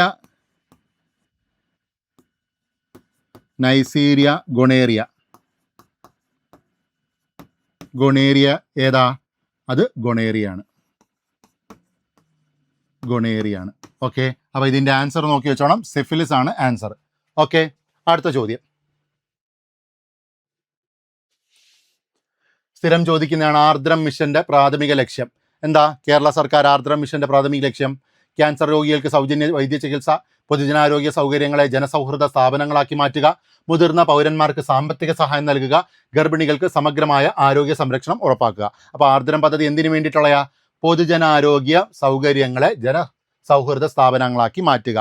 മനസ്സിലായോ? പ്രാഥമിക ആരോഗ്യ കേന്ദ്രങ്ങളെ നവീകരണവുമായി ബന്ധപ്പെട്ട അല്ലെങ്കിൽ പൊതുജനാരോഗ്യ സൗകര്യങ്ങളെ ജനസൗഹൃദമാക്കി മാറ്റുക, ആ ലക്ഷ്യത്തിൽ ആരംഭിച്ച പദ്ധതിയാണെന്ത്? ആർദ്രം പദ്ധതി എന്ന് പറയുന്നത്. ഓക്കെ, അടുത്തത് അപ്പോൾ അടുത്ത ക്വസ്റ്റ്യൻ നോക്കാം. അടുത്താണ് ടൈപ്പ് 2 പ്രമേഹത്തെക്കുറിച്ച് ഇനി പറയുന്ന പ്രസ്താവനകളിൽ ഏതാണ് ശരി എന്നുള്ളതാണ് ചോദിച്ചിരിക്കുന്നത്. ഓക്കെ, സ്റ്റേറ്റ്മെൻറ്റുകൾ വായിച്ചു. ഇത് പ്രധാനമായും ഭാരക്കുറവുള്ള വ്യക്തികളെ ബാധിക്കുന്നു. രണ്ടാമത്തത്, ഇൻസുലിൻ പ്രതിരോധം രോഗത്തിൻ്റെ ഒരു പൊതു സവിശേഷതയാണ്. മൂന്നാമത്തത്, ദീർഘകാല നിയന്ത്രിക്കാത്ത പ്രമേഹം അന്ധതയിലേക്ക് നയിച്ചേക്കാം. നാലാമത്തത്, പതിവ് ശാരീരിക പ്രവർത്തനങ്ങൾ ഇൻസുലിൻ പ്രതിരോധം കുറയ്ക്കുന്നു. ഓക്കെ, അപ്പോൾ ഇതാണ് 4 സ്റ്റേറ്റ്മെൻറ്റുകൾ. അപ്പോൾ അതിനു മുമ്പ് നമുക്കറിയണം എന്താണ് പ്രമേഹമെന്നും എന്താണ് ടൈപ്പ് 1 പ്രമേഹം എന്നൊക്കെ ഉള്ളത് നമുക്കറിയണം. ഓക്കെ, അപ്പോൾ പ്രമേഹം എന്താണെന്ന് ചോദിച്ചു കഴിഞ്ഞാൽ രക്തത്തിൽ ഗ്ലൂക്കോസിൻ്റെ അളവ് കൂടി നിൽക്കുന്ന അവസ്ഥ. രക്തത്തിൽ ഗ്ലൂക്കോസിൻ്റെ അളവ് കൂടി നിൽക്കുന്ന അവസ്ഥയാണ് പ്രമേഹം. അല്ലെങ്കിൽ ഇൻസുലിൻ്റെ ഉൽപ്പാദനം കുറയുന്ന അവസ്ഥ. അല്ലെങ്കിൽ മൂത്രത്തിലൂടെ അമിതമായി ഗ്ലൂക്കോസ് പുറന്തള്ളുന്ന അവസ്ഥ. ഇതിനകത്ത് 3 ചോദിച്ചാലും എന്ത് തന്നെ പ്രമേഹമാണ്. ഓക്കെ, അപ്പോൾ പ്രമേഹത്തിൻ്റെ ഡെഫിനിഷൻ മനസ്സിലായല്ലോ. ഈ പ്രമേഹം 2 ടൈപ്പ് ഉണ്ട്. പ്രമേഹം എത്ര ടൈപ്പ് ഉണ്ട്? 2 ടൈപ്പ് ഉണ്ട്. ഒന്നാമത്തത് ടൈപ്പ് 1 പ്രമേഹവും രണ്ടാമത്തത് ടൈപ്പ് 2 പ്രമേഹവുമാണ്. ഓക്കെ, ഇനി ടൈപ്പ് 1 പ്രമേഹം എന്തിന് എക്സാമ്പിളാണെന്ന് ചോദിച്ചു കഴിഞ്ഞാൽ ഇതൊരു സ്വയം പ്രതിരോധ വൈകല്യത്തിന് എക്സാമ്പിളാണ്. ഇതെന്തിന് എക്സാമ്പിളാണ്? ഇതൊരു സ്വയം പ്രതിരോധ വൈകല്യത്തിന് എക്സാമ്പിളാണ്. മനസ്സിലായോ? എന്താണ് ഈ സ്വയം പ്രതിരോധ വൈകല്യം എന്ന് വെച്ച് കഴിഞ്ഞാൽ നമ്മുടെ പ്രതിരോധ സംവിധാനം എന്ന് പറഞ്ഞു കഴിഞ്ഞാൽ അന്യവസ്തുക്കളെ നശിപ്പിക്കുക അല്ലെങ്കിൽ തടഞ്ഞു നിർത്തുക. ഓക്കെ, അതിന് പകരം ഇതെന്ത് ചെയ്യും? നമ്മുടെ തന്നെ കോശങ്ങളെ ആക്രമിക്കും. അതിനെയാണ് സ്വയം പ്രതിരോധ വൈകല്യം എന്ന് പറയുന്നത്. മനസ്സിലായല്ലോ? ഇവിടെ നമ്മുടെ ശരീരത്തിൽ സ്വന്തം കോശത്തെയും അന്യകോശത്തെയും തിരിച്ചറിയാൻ സഹായിക്കുന്ന പ്രധാനപ്പെട്ട ഒരു കോശമാണ് ടി ലിംഫോസൈറ്റ് എന്ന് പറയുന്നത്. T lymphocyte. ഓക്കെ, ഈ സ്വയം പ്രതിരോധ വൈകല്യം കാരണം നമ്മുടെ ടി ലിംഫോസൈറ്റിന് എന്ത് പറ്റും? സ്വന്തം കോശം ഏതാണ് അന്യകോശം ഏതാണെന്ന് തിരിച്ചറിയാനുള്ള കഴിവ് നഷ്ടപ്പെടുന്നു. മനസ്സിലായോ? അങ്ങനെ ഈ ടി ലിംഫോസൈറ്റ് അന്യകോശത്തെ ആക്രമിക്കുന്നതിന് പകരം അതാരെ ആക്രമിക്കും? ബീറ്റാ കോശങ്ങളെ ആക്രമിക്കും. ബീറ്റാ കോശങ്ങളെ ആക്രമിച്ചു കഴിഞ്ഞാൽ ഇൻസുലിൻ ഉൽപ്പാദനം നടക്കുമോ? ഇൻസുലിൻ ഉൽപ്പാദനം നടക്കത്തില്ല. അന്നേരം എൻ്റെ രക്തത്തിൽ ഗ്ലൂക്കോസിൻ്റെ അളവ് എന്തായിട്ട് തന്നെ ഇരിക്കും? കൂടി തന്നെ നിൽക്കും. മനസ്സിലായോ? ഇത് പ്രധാനമായിട്ടും ഉണ്ടാകുന്നത് കുട്ടികളിലാണ്. കുട്ടികളിലാണ്. മനസ്സിലായോ? ഇവർക്ക് വേണ്ടിയിട്ടുള്ള ഒരു പദ്ധതിയാണ് മിഠായി പദ്ധതി.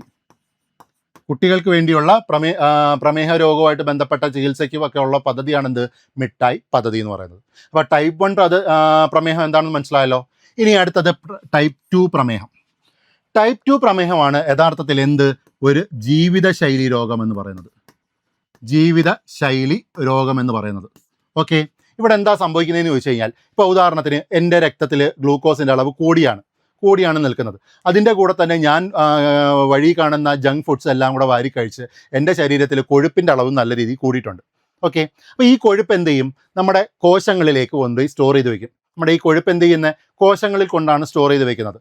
ഓർത്തോണം, ഇതേ സമയത്ത് എൻ്റെ ഗ്ലൂക്കോസിൽ എൻ്റെ രക്തത്തിൽ എന്ത് കൂടിയിരിക്കുക? ഗ്ലൂക്കോസും കൂടി നിൽക്കുകയാണ്, അല്ലയോ? അപ്പോൾ ഗ്ലൂക്കോസ് കൂടി നിൽക്കുമ്പോൾ എന്താ സംഭവിക്കുന്നതെന്ന് വെച്ച് കഴിഞ്ഞാൽ സ്വാഭാവികമായിട്ടും ബീറ്റാ കോശം ആക്റ്റീവ് ആവും, അല്ലയോ? ഈ ബീറ്റാ കോശം ആരെ ഉൽപ്പാദിപ്പിക്കും?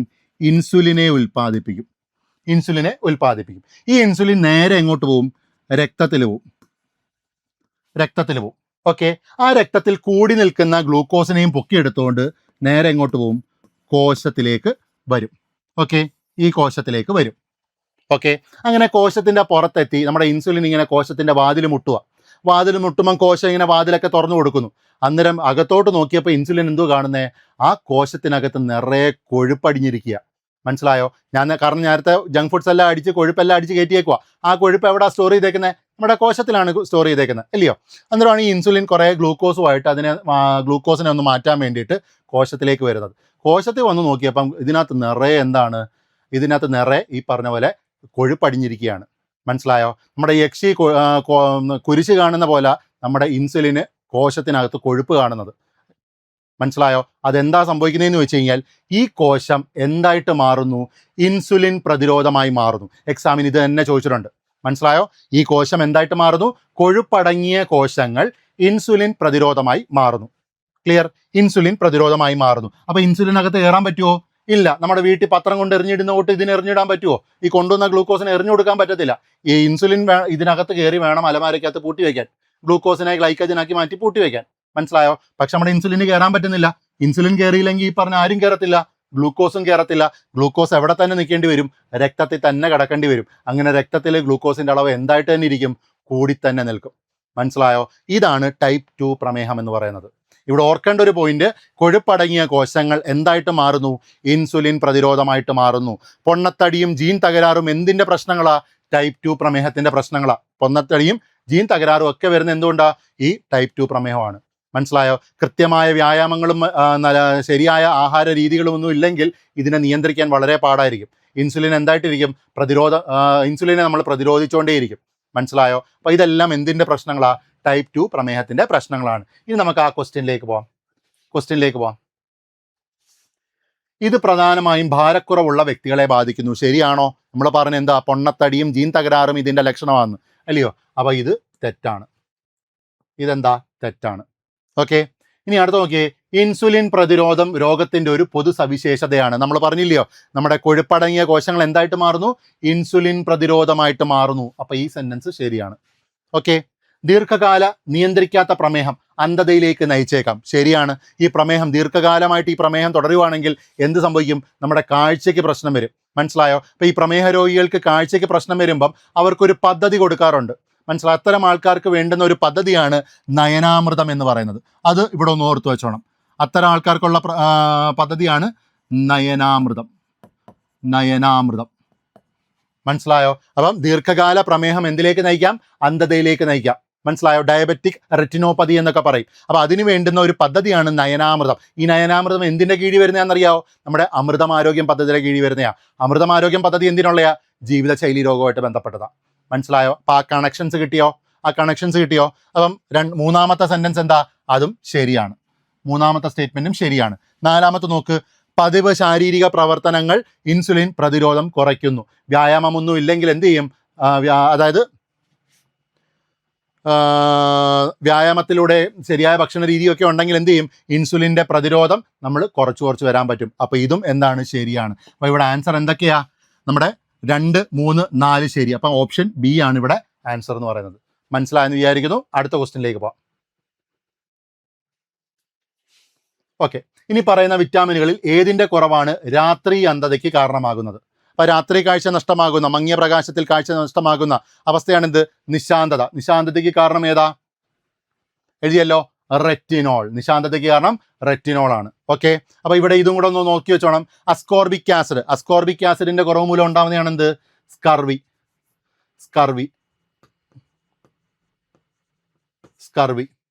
റൈബോഫ്ലാവിൻ്റെ അളവ് കുറയുമ്പോൾ ഉണ്ടാകുന്ന പ്രശ്നങ്ങളാണ് എന്ത്?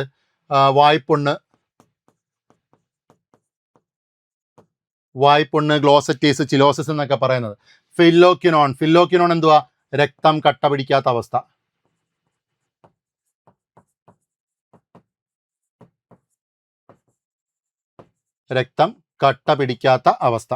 ഓക്കെ, അപ്പോൾ ഇത് ഇത്രയും ഓർത്തു വെച്ചോണം. അടുത്തത്, മനുഷ്യ ശരീരത്തിലെ ഏത് അവയവമാണ് പേസ് മേക്കർ എന്നറിയപ്പെടുന്നത്? സൈനോ ഏട്രിയൽ നോഡ്, വൃക്ക, തലച്ചോറ്, പാൻക്രിയാസ്. ഏതാ സൈനോ ഏട്രിയൽ നോഡ് എന്നറിയപ്പെടുന്ന പേസ് മേക്കർ എന്നറിയപ്പെടുന്ന ആളാണ് ആര്? സൈനോ ഏട്രിയൽ നോഡ് അല്ലെങ്കിൽ SA നോഡ് എന്ന് പറയുന്നത്. നമ്മുടെ ഹൃദയം എടുത്തു കഴിഞ്ഞാൽ ഹൃദയത്തിന് 4 അറകളുണ്ടെന്നറിയാമല്ലോ. ഈ 4 അറകളിൽ SA നോഡിൻ്റെ സ്ഥാനം ചോദിച്ചിട്ടുണ്ട്. ഹൃദയത്തിൻ്റെ പേസ് മേക്കർ സ്ഥിതി ചെയ്യുന്നത് എവിടെയെന്ന് പറഞ്ഞ് സ്റ്റേറ്റ്മെൻറ്റ് ചോദിച്ചിട്ടുണ്ട്. എവിടാ സ്ഥിതി ചെയ്യുന്നത്? വലത് ഏട്രിയത്തിൽ വലതുവശത്ത് മുകളിലായി സ്ഥിതി ചെയ്യുന്നു. മനസ്സിലായോ? വലത് ഏട്രിയത്തിൽ വലതുവശത്ത് മുകളിലായി സ്ഥിതി ചെയ്യുന്ന ആളാണ് ആര്? സൈനോ ഏട്രിയൽ നോഡ്, SA നോഡ് എന്ന് പറയുന്നത്. മനസ്സിലായോ? ഇനി SA നോഡിൻ്റെ ജോലി എന്താന്ന് വെച്ച് കഴിഞ്ഞാൽ ഹൃദയം പ്രവർത്തിക്കാനുള്ള ആവേഗങ്ങളെ കൊടുക്കുന്നു. എന്നുള്ളതാണ് ആരുടെ ജോലി? SA നോഡിൻ്റെ ജോലി. ഇതിനകത്ത് ഏതറകൾ സങ്കോചിക്കാനാണ് ആവേഗങ്ങൾ കൊടുക്കുന്നത്? ഏതറകൾ സങ്കോചിക്കാനുള്ള ആവേഗങ്ങളാണ് കൊടുക്കുന്നതെന്ന് വെച്ച് കഴിഞ്ഞാൽ 2 ഏട്രിയവും, ലെഫ്റ്റ് ഏട്രിയവും റൈറ്റ് ഏട്രിയവും. മനസ്സിലായോ? അപ്പോൾ 2 ഏട്രിയം സങ്കോചിക്കാനുള്ള ആവേഗങ്ങളെ കൊടുക്കുന്ന ആരാ? SA നോഡാണ്. മനസ്സിലായോ? ഈ SA നോഡിന് എന്തെങ്കിലും പ്രശ്നം വരുമ്പോഴാണ് നമ്മൾ എന്താ വെക്കുന്നത്? കൃത്രിമമായിട്ട് പേസ് മേക്കർ ഫിറ്റ് ചെയ്യുന്നത്. മനസ്സിലായോ? അതുകൊണ്ട് ഓർത്ത് വെച്ചേക്കണം, ഹൃദയത്തിൻ്റെ പേസ് മേക്കർ എന്ന് ചോദിച്ചു കഴിഞ്ഞാൽ അത് SA നോഡും, ഹൃദയം എന്ന് ചോദിക്കുവാണെങ്കിൽ അത് SA നോഡുമാണ്, പേസ് മേക്കറുമാണ്. മനസ്സിലായോ? ഹൃദയത്തിൻ്റെ പേസ് മേക്കർ ചോദിക്കുകയാണെങ്കിൽ എസ് എ നോഡും ഹൃദയത്തിൻ്റെ ഹൃദയം എന്ന് ചോദിച്ചു കഴിഞ്ഞാൽ അത് പേസ് മേക്കറുമാണെന്ന് ഓർത്തു വെച്ചോണം. ഓക്കെ, നമ്മൾ എസ് എ നോഡിൻ്റെ പ്രവർത്തനക്ഷമത, അതായത് ഒരു മിനിറ്റിൽ എത്രത്തോളം ഇമ്പൾസിനെ വിടാമെന്ന് വേണം ചോദിക്കാം. എത്രത്തോളം വിടാം? മാക്സിമം കണക്കെന്ന് പറഞ്ഞാൽ ഇതിന് 100 തവണ വരെ വിടാം. മനസ്സിലായോ? എന്നാൽ നമ്മുടെ ഹൃദയമിടിപ്പ് എന്ന് പറഞ്ഞാൽ 70-75 നിൽക്കുമല്ലോ. അപ്പോൾ ഇതിനെ ലിമിറ്റ് ചെയ്ത് വെച്ചേക്കുന്നത് സാധാരണ നിലയെന്ന് പറഞ്ഞു കഴിഞ്ഞാൽ, സാധാരണ കണക്കെന്ന് പറഞ്ഞാൽ 70-75. അപ്പം എസ് എനോട് ഒരു മിനിറ്റിൽ പുറപ്പെടുവിക്കുന്ന സാധാരണ ഇമ്പൾസിൻ്റെ അളവ് എത്ര? 70-75. ഇത് 70-75 നിയന്ത്രിച്ച് നിർത്തുന്ന ഒരു നാഡിയുണ്ട്. എസ് എനോഡിൻ്റെ ആവേഗങ്ങൾ പ്രവർത്തനക്ഷമത 70-75 നിയന്ത്രിക്കുന്ന നാഡിയാണ് എന്ത്? വേഗസ് നാഡി എന്നും ഓർത്തു വെച്ചോണം. വേഗസ് നാഡി എന്നും ഓർത്തു വെച്ചോണം. മനസ്സിലായോ? ഇതിലേക്കൂടെ ഒരു നാഡി പോകുന്നുണ്ട്, വേഗസ് നാഡി. ആ വേഗസ് നാഡി ഉള്ളത് കൊണ്ടാണ് ഇത് 70-75 പോകുന്നത്. വേഗസ് നാഡിക്ക് എന്തെങ്കിലും തകരാറ് പറ്റിക്കഴിഞ്ഞാൽ എന്ത് പറ്റും? ഈ നമ്മുടെ ഹൃദയമിടിപ്പ് അസാധാരണമായിട്ട് ഉയരും, 100-നൊക്കെ മേളിൽ പോവും. മനസ്സിലായോ? അതാണ് എസ് എ നോഡിൻ്റെ ജോലി എന്ന് പറയുന്നത്. ക്ലിയർ? ഇത്രയൊക്കെ ആണല്ലോ. അപ്പോൾ ഇതിൻ്റെ ആൻസർ എന്താ? Cyano atrial node. അടുത്ത ക്വസ്റ്റ്യൻ, സൂര്യപ്രകാശത്തിൽ നിന്നും ശരീരത്തിൽ സ്വയം നിർമ്മിക്കപ്പെടുന്ന ജീവകം ഏതാണ്?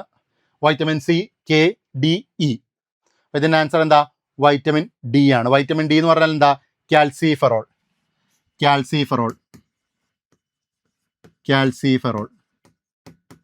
മനസ്സിലായോ? വൈറ്റമിൻ ഡി എന്ന് പറഞ്ഞാൽ കാൽസിഫെറോൾ ആണ്. അതായത് ശരീരത്തിൽ സ്വയം നിർമ്മിക്കപ്പെടുന്ന ജീവകം ചോദിച്ചു കഴിഞ്ഞാൽ, അതായത് ഡിൻ്റെ 2 രൂപങ്ങളുണ്ട്, D2 ഉണ്ട്, D3 ഉണ്ട്. മനസ്സിലായോ? D2 എന്ന് പറയുന്നതാണ് എർഗോ കാൽസിഫെറോൾ എന്ന് പറയും. എർഗോ കാൽസിഫെറോളും D3 എന്താ? കോൾ കാൽസിഫെറോളും.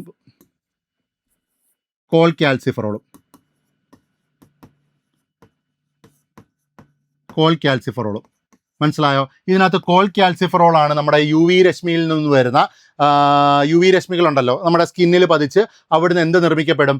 Vitamin D നിർമ്മിക്കപ്പെടും. അത് ഏതാണെന്ന് വെച്ചാൽ D3 ആണ്. ഓക്കെ, അപ്പോൾ ഇത് ഓർത്ത് വെച്ചോണം. സൂര്യപ്രകാശത്തിൽ നിന്നും സ്വയം നിർമ്മിക്കപ്പെടുന്ന ജീവകം ഏതാണെന്ന് വെച്ച് കഴിഞ്ഞാൽ വൈറ്റമിൻ ഡി ആണ്. ഡിയിൽ ഏതാ? D3 എന്ന് ഓർത്ത് വെച്ചോണം. ഓക്കെ,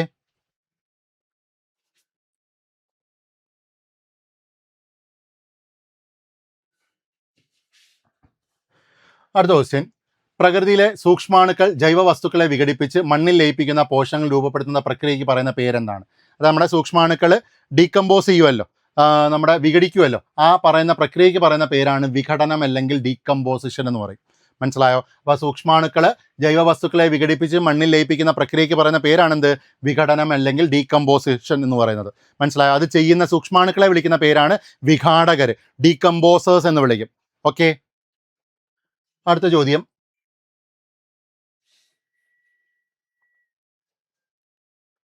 ഒരു വ്യക്തിയുടെ രോഗപ്രതിരോധ ശേഷിയെ നേരിട്ട് തകർക്കുകയും സെൽ മീഡിയേറ്റഡ് ഇമ്മ്യൂണിറ്റിയെ ബാധിക്കുകയും ചെയ്യുന്ന വൈറസ് ഏതെന്നാണ് ചോദ്യം. ഓക്കെ, അപ്പോൾ എന്താ ഉദ്ദേശിക്കുന്നത്? രോഗപ്രതിരോധത്തിനെ തകർക്കുന്ന വൈറസ് ഏതെന്നാണ് ചോദിക്കുന്നത്. ഏതാ ഇതിനകത്ത്? ആൻസർ ഏതാ? HIV virus. അതായത് HIV വൈറസ് ആരെയാണ് ബാധിക്കുന്നതെന്ന് ഓർത്ത് വെച്ചോണം. HIV വൈറസ് ആരെയാണ് ബാധിക്കുന്നത്? ലിംഫോസൈറ്റുകൾ, പ്രത്യേകിച്ചും T ലിംഫോസൈറ്റിനെയാണ്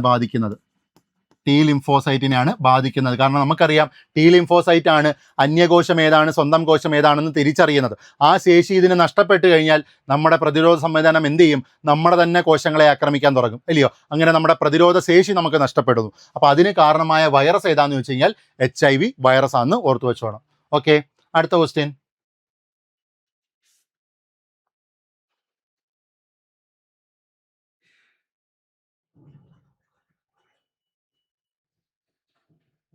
ഓക്കെ, താഴെ സൂചിപ്പിക്കുന്നതിൽ ഏത് ഹോർമോണാണ് സ്ത്രീ ശരീരത്തിൽ ഗർഭകാലത്ത് മാത്രം ഉൽപ്പാദിപ്പിക്കുന്ന ഹോർമോൺ ഏതാണെന്ന് ചോദിച്ചിരിക്കുന്നത്. Thyroxine, human chorionic gonadotropin, oestrogen, progesterone. അപ്പോൾ ഇത് ഏത് ഗർഭകാലത്ത് മാത്രം ഉൽപ്പാദിപ്പിക്കുന്ന ഹോർമോൺ ഏതെന്നാണ് ചോദിച്ചിരിക്കുന്നത്. ഏതാ? ഇതിൻ്റെ ആൻസർ ഹ്യൂമൻ കോറിയോണിക് ഗൊണാഡോട്രോപ്പിൻ ആണ്. മനസ്സിലായോ? ഹ്യൂമൻ കോറിയോണിക് ഗൊണാഡോട്രോപ്പിൻ ആണ്. അതായത് ഗർഭകാലത്ത് ഉൽപ്പാദിപ്പിക്കുന്ന നമ്മുടെ പ്ലാസൻ്റ ഒക്കെ ഉണ്ടല്ലോ, പ്ലാസൻ്റ രൂപപ്പെടുന്നത് വഴി അവിടുന്ന് ഉൽപ്പാദിപ്പിക്കുന്ന ഒരു ഹോർമോണാണ് എന്ത്? ഈ ഹ്യൂമൻ കോറിയോണിക് ഗൊണാഡോട്രോപ്പിൻ എന്ന് പറയുന്നത്. ഈ ഗർഭ പരിശോധന കിറ്റുകളിനകത്തൊക്കെ നമുക്ക് തിരിച്ചറിയുന്നത്. ഇപ്പം മൂത്രത്തിൽ ഈ ഹോർമോണിൻ്റെ അംശം കിടക്കുമ്പോഴാണ് നമ്മുടെ പ്രഗ്നൻ്റ് ആണെന്നൊക്കെ അറിയുന്നത്. മനസ്സിലായോ? അപ്പോൾ അതിന് തിരിച്ചറിയാൻ സഹായിക്കുന്ന ഒരു ഹോർമോണാണ് ഹ്യൂമൻ കോറിയോണിക് ഗൊണാഡോട്രോപ്പിൻ എന്ന് പറയുന്നത്. ക്ലിയർ? ഈ പറഞ്ഞ ഹോർമോണുകളെല്ലാം ഈ പറഞ്ഞ ഗർഭകാലത്തും നമ്മുടെ സ്ത്രീകളിൽ ഉള്ളതാണെങ്കിലും ഇപ്പം ഈസ്ട്രജൻ ആയാലും പ്രൊജസ്ട്രോൺ ആയാലും ഇതെല്ലാം ആരിൽ കാണുന്ന സ്ത്രീകളിൽ കാണപ്പെടുന്ന ഹോർമോൺ തന്നെയാണ്. പക്ഷേ ഗർഭകാലത്ത് മാത്രം ഉൽപ്പാദിപ്പിക്കുന്നതെന്ന് ചോദിക്കുമ്പം അതാരാ വരുന്നത്? ഹ്യൂമൻ കോറിയോണിക് ഗൊണാഡോട്രോപ്പിൻ ആണ്. ഹ്യൂമൻ കോറിയോണിക് ഗൊണാഡോട്രോപ്പിൻ ഹോർമോൺ ആണ്. ഓക്കെ, അപ്പം അത് ഓർത്ത് വെച്ചോണം. അടുത്തത്, യൂറിക് ആസിഡ് ക്രിസ്റ്റലുകൾ അടിഞ്ഞുകൂടുന്നത് മൂലമുണ്ടാകുന്ന സന്ധിവീക്കം താഴെ സൂചിപ്പിക്കുന്നതിൽ ഏതാണ്? ഇത് ഒരുപാട് വട്ടം ഈ അടുത്ത കാലങ്ങളിൽ ചോദിക്കുന്നതാണ്. എന്താ ഉത്തരം? ഗൗട്ട് അല്ലെങ്കിൽ രക്തവാദം എന്ന് പറയും. ഗൗട്ട് അല്ലെങ്കിൽ രക്തവാദം. ഓക്കെ, അപ്പോൾ ഇതാണ് നമ്മുടെ യൂറിക് ആസിഡ് പരൽ രൂപത്തിൽ എവിടെ ചെന്നടിയും? നമ്മുടെ ഈ അസ്ഥി സന്ധികളിൽ അടിയും. അങ്ങനെ ഉണ്ടാകുന്ന ഒരു വീക്കമാണ് എന്ത്? ഗൗട്ട് എന്ന് പറയുന്നത്. ഇനി ആർത്രൈറ്റീസ് എന്താ? ആർത്രൈറ്റീസ് എന്ന് പറയുന്നതും ഒരു സ്വയം പ്രതിരോധ വൈകല്യത്തിന് എക്സാമ്പിളാണ്. അതായത് നമ്മുടെ ഈ പ്രതിരോധ സംവിധാനം നമ്മുടെ അസ്ഥി സന്ധികളിലുള്ള നമ്മുടെ തരുണാസ്ഥികളുണ്ടല്ലോ, തരുണാസ്ഥികളെയും സൈനോവിയൽ അറയും നശിപ്പിക്കും. അതുവഴി സന്ധികളിൽ നല്ല നീർവീക്കമുണ്ടാവും. അതാണ് ആർത്രൈറ്റീസ് അല്ലെങ്കിൽ നമ്മുടെ സന്ധിവാദം എന്നൊക്കെ പറയുന്നത്. ഓക്കെ, ഇനി ടെറ്റനി എന്താ? ടെറ്റനി എന്ന് പറഞ്ഞു കഴിഞ്ഞാൽ നമ്മുടെ രക്തത്തിലെ കാൽഷ്യത്തിൻ്റെ അളവ് കുറയുമ്പോഴത്തേക്കിനും ഈ കാൽഷ്യം നേരെ ചെന്ന് പേശികളിൽ അടിയുന്നത്. അങ്ങനെ പേശികളിൽ ഉണ്ടാകുന്ന വൈൽഡ് കോൺട്രാക്ഷൻ മൂലം പേശികളിൽ കോച്ചിവലിവ് ഉണ്ടാവും. അങ്ങനെ ഉണ്ടാകുന്ന പ്രശ്നമാണ് എന്ത്? ടെറ്റനി എന്ന് പറയുന്നത്. മനസ്സിലായോ? ടെറ്റനി എന്ന് പറയുന്നത്. ടെറ്റനിയുടെ മലയാളം കൂടെ ഓർത്ത് വെച്ചോണം. ക്ഷതപാതം എന്ന് പറയും. ക്ഷതപാതം. ഓക്കെ, ക്ലിയർ ആണല്ലോ? അപ്പോൾ ഇത് ഇത്രയും ഒന്ന് ഓർത്ത് വെച്ചോണം. അടുത്ത ചോദ്യം, മനുഷ്യ ശരീരത്തിൽ ഹോർമോണുകളുടെയും അവ ഉൽപ്പാദിപ്പിക്കുന്ന അവയവങ്ങളുടെയും പട്ടിക നൽകിയിരിക്കുന്നു. നിരകളിലെ വാക്കുകൾ ചേരുമ്പടി ചേർക്കുക. അതാണ് ചോദിച്ചിരിക്കുന്നത്. അപ്പോൾ ഒരു സൈഡിൽ ഇൻസുലിൻ, റിലാക്സിൻ, ഓക്സിറ്റോക്സിൻ, മെലാറ്റോണിൻ തന്നിട്ടുണ്ട്. ഗ്രന്ഥികളുടെ കൊടുത്തിട്ടുണ്ട്. അണ്ഡാശയം, പീനിയൽ ഗ്രന്ഥി, ആഗ്നേയഗ്രന്ഥി, പീയൂഷഗ്രന്ഥി. ഓക്കെ, അപ്പോൾ നമുക്ക് നോക്കാം. ഇൻസുലിൻ ആരുമായിട്ടാണ് ചേരുന്നത്? ഇൻസുലിൻ ഉൽപ്പാദിപ്പിക്കുന്നത് ആഗ്നേയഗ്രന്ഥിയാണ്. ഇൻസുലിനെ ഉൽപ്പാദിപ്പിക്കുന്ന ആരാ? ആഗ്നേയഗ്രന്ഥിയാണ്. അടുത്തത് ഓക്സിറ്റോക്സിൻ നമുക്ക് നോക്കാം. ഓക്സിറ്റോക്സിൻ ആരാ ഉൽപ്പാദിപ്പിക്കുന്നത്? ഓക്സിറ്റോക്സിൻ എന്ന് പറഞ്ഞാൽ ഹൈപ്പോതലാമസ് ആണ് ഉൽപ്പാദിപ്പിക്കുന്നത്. ഹൈപ്പോതലാമസ് ഉൽപ്പാദിപ്പിക്കുന്ന ഓക്സിറ്റോക്സിൻ നേരെ എങ്ങോട്ടാണ് ചെല്ലുന്നതെന്ന് അറിയാമോ? അത് പീയൂഷഗ്രന്ഥിയിലേക്കാണ് ചെല്ലുന്നത്. അതെങ്ങോട്ടാണ് ചെല്ലുന്നത്? പീയൂഷഗ്രന്ഥിയിലേക്കാണ് ചെല്ലുന്നത്. പീയൂഷഗ്രന്ഥിയുടെ പിന്തളത്തിൽ ഇത് സ്റ്റോർ ചെയ്ത് വെക്കും. നമുക്ക് എപ്പോഴാണോ ആവശ്യം ആ പീയൂഷഗ്രന്ഥിയുടെ പിന്തളമാണ് പിന്നീട് ഇതിനെ പുറത്തേക്ക് വിടുന്നത്. മനസ്സിലായോ? അതുകൊണ്ട് തന്നെ ഈ ഒരു ചോദ്യം വന്നു കഴിഞ്ഞാൽ ഇപ്പോൾ ഡയറക്റ്റായിട്ട് ചോദിക്കുകയാണ് ഓക്സിറ്റോക്സിൻ ആരാ ഉൽപ്പാദിപ്പിക്കുന്നത്? ഹൈപ്പോതലാമസും പീയൂഷഗ്രന്ഥി ഒരുമിച്ച് തരത്തില്ല. മനസ്സിലായോ? കാരണം ഇത് കൺസെപ്റ്റ് നോക്കിക്കഴിഞ്ഞാൽ യഥാർത്ഥത്തിൽ ഇത് ഉൽപ്പാദിപ്പിക്കുന്ന ആരാ? ഹൈപ്പോതലാമസ് ആണ്. പക്ഷേ അത് ഉപയോഗത്തിനായിട്ട് പുറത്തേക്ക് വരുന്നത് ആര് വഴിയാ? പീയൂഷഗ്രന്ഥി വഴിയാണ്. മനസ്സിലായോ? അപ്പോൾ ഇവിടെ കൊടുത്തിരിക്കുന്ന ആരെയാ? ഓക്സിറ്റോക്സിൻ പീയൂഷഗ്രന്ഥി കൊടുത്തിട്ടുണ്ട്. അപ്പോൾ അത് അങ്ങോട്ട് പോകും. ഓക്കെ, ഇനി അടുത്ത വരുന്ന മെലാറ്റോണിൻ കുറച്ച് മുമ്പ് നമ്മൾ പറഞ്ഞായിരുന്നു. പീനിയൽ ഗ്ലാൻഡ് ഉൽപ്പാദിപ്പിക്കുന്നതാണ് മെലാറ്റോണിൻ. അപ്പം റിലാക്സിൻ എന്തായിരിക്കും? അണ്ഡാശയം ഉൽപ്പാദിപ്പിക്കുന്നതാണ് റിലാക്സിൻ എന്ന് പറയുന്നത്. ഓക്കെ, അപ്പോൾ ഇതിൻ്റെ ഓപ്ഷൻ വരുന്നത് എന്താ? 1 A3 വരുന്ന രണ്ടെണ്ണേ ഉള്ളൂ. അപ്പോൾ ഇത് രണ്ടും വെട്ടിക്കളയാം. A3 വരുന്ന രണ്ടെണ്ണം. അടുത്ത ബി എന്ന് പറയുന്നത് 1 വരുന്ന ഒരെണ്ണേ ഉള്ളൂ. അപ്പം നമുക്കിത് കൊടുക്കാം. ഓക്കെ, ബാക്കി C 4, D 2. ഓക്കെ, അപ്പോൾ അതിന് ആൻസർ ഓപ്ഷൻ ഡി ആണ് ആൻസർ. ഓക്കെ, അടുത്ത നോക്കിക്കോ. പേശികളുടെ പ്രവർത്തനത്തെ ഏകോപിപ്പിക്കുകയും ശരീരത്തിൻ്റെ തുലനാവസ്ഥ നിലനിർത്തുകയും ചെയ്യുന്ന മസ്തിഷ്ക ഭാഗം. ഓക്കെ, അപ്പോൾ പേശി പ്രവർത്തനങ്ങൾ, ശരീരത്തിൻ്റെ തുലനനില, അതേപോലെ മദ്യം ബാധിക്കുന്ന ഭാഗം, ഇതൊക്കെ ചോദിച്ചാൽ ആര് തന്നെ? അത് സെറിബെല്ലമാണ്. മനസ്സിലായോ? സെറിബെല്ലമാണ്. അപ്പോൾ അത് ഓർത്ത് വെച്ചോണം, സെറിബെല്ലം. ഓക്കെ, മെഡുല ഒബ്ലാങ്കട്ട ആണെങ്കിൽ എന്തായിരിക്കും? മെഡുല ഒബ്ലാങ്കട്ട എന്ന് പറഞ്ഞു കഴിഞ്ഞാൽ അനൈച്ഛിക പ്രവർത്തനങ്ങൾ ചോദിച്ചു കഴിഞ്ഞാൽ മെഡുല ഒബ്ലാങ്കട്ടയാണ്. മനസ്സിലായോ? റിലേ സ്റ്റേഷൻ ആകുമ്പോഴോ? റിലേ സ്റ്റേഷൻ എന്ന് പറയുന്നത് തലാമസിൻ്റെ പ്രത്യേകതയാണെന്ത്? റിലേ സ്റ്റേഷൻ എന്നറിയപ്പെടുന്ന ആരാ? തലാമസ് ആണ്. മനസ്സിലായോ? സെറിബ്രോ ഒക്കെ ആയിട്ട് ബന്ധപ്പെട്ടതോ? സെറിബ്രത്തിന് നമുക്ക് എന്ത് കൊടുക്കാം? സെറിബ്രത്തിന് ഉദാഹരണത്തിന് സ്വാദ് തിരിച്ചറിയാൻ സഹായിക്കുന്നത്, അതേപോലെ ഐച്ഛിക പ്രവർത്തനങ്ങൾ, ഇതൊക്കെ ആരാ? സെറിബ്രമാണ്. ഓക്കെ, അപ്പോൾ ഇതിൻ്റെ ആൻസർ എന്താണ്? സെറിബെല്ലമാണ്. നമുക്ക് നോക്കാം. അതാണ്ട് സെറിബ്രം മസ്തിഷ്കത്തിൻ്റെ ഏറ്റവും വലിയ ഭാഗമാണ്. ചുളിവുകളും മടക്കുകളുമായി കാണപ്പെടുന്നു. പിന്നെ ചിന്ത, ബുദ്ധി, ഓർമ്മ, ഭാവന എന്നിവയുടെ കേന്ദ്രം. ഇന്ദ്രിയാനുഭവങ്ങൾ, സ്വാദ് പോലുള്ള ഇന്ദ്രിയാനുഭവങ്ങൾ ഉളവാക്കുന്നു. ഐച്ഛിക ചലനങ്ങളെ നിയന്ത്രിക്കുന്നു. ഇതെല്ലാം സെറിബ്രമാണ്. അടുത്ത തലാമസിലേക്ക് വരുമ്പോഴോ? സെറിബ്രത്തിൻ്റെ താഴെയായിട്ടാണ് കാണപ്പെടുന്നത്. സെറിബ്രത്തിലേക്കും സെറിബ്രത്തിൽ നിന്നുമുള്ള ആവേഗങ്ങളുടെ പുനഃപ്രസരണ കേന്ദ്രം, അതാണ് റിലേ സ്റ്റേഷൻ എന്നറിയപ്പെടുന്നത്. മനസ്സിലായോ? ശരീരത്തിൻ്റെ വിവിധ ഭാഗങ്ങളിൽ നിന്നുള്ള ആവേഗങ്ങളെ പരിശോധിച്ച് പ്രാധാന്യമുള്ളവയെ സെറിബ്രത്തിലേക്ക് അയക്കുന്നു. അതാണ് തലാമസിൻ്റെ ജോലി എന്ന് പറയുന്നത്. ഓക്കെ, ഇനി സെറിബെല്ലം വരുമ്പം രണ്ടാമത്തെ വലിയ ഭാഗം, ചുളിവുകളും ചാലുകളും കാണുന്നു, പേശി പ്രവർത്തനങ്ങളെ ഏകോപിപ്പിക്കുന്നു, ശരീര തുലനില പാലിക്കുന്നു. ഹൈപ്പോ തലാമസ് വരുമ്പം ആന്തര സമസ്ഥിതി പാലനത്തിന് സഹായിക്കുന്നു. അതേപോലെ തന്നെ ശരീര താപനില നിയന്ത്രിക്കുന്നതും ആര് തന്നെ? ഹൈപ്പോ തലാമസ് ആണ്. മെഡുല ഒബ്ലാങ്കട്ടയിലേക്ക് വരുമ്പം ഹൃദയസ്പന്ദനം, ശ്വാസോച്ഛ്വാസം എന്നീ അനൈച്ഛിക പ്രവർത്തനങ്ങളെ നിയന്ത്രിക്കുന്നത് മെഡുല ഒബ്ലാങ്കട്ടയാണ്. അപ്പോൾ ഇത്രയും കാര്യങ്ങളും ഓർത്തു വെച്ചോണം. അടുത്ത ക്വസ്റ്റ്യൻ, ഹെപ്പറ്റൈറ്റിസ് ബി പ്രധാനമായും ബാധിക്കുന്ന മനുഷ്യ ശരീരത്തിലെ അവയവം ഏതാണെന്ന് ചോദിച്ചിരിക്കുന്നത്. ഹെപ്പറ്റൈറ്റിസ് ബി ബാധിക്കുന്ന എവിടാ? അത് കരളിനെയാണെന്ന് ഓർത്തു വെച്ചോണം. താഴെ പറയുന്നവയിൽ ഒരു ജീവിതശൈലി രോഗം അല്ലാത്തത് ഏതെന്നാണ് ചോദിച്ചിരിക്കുന്നത്.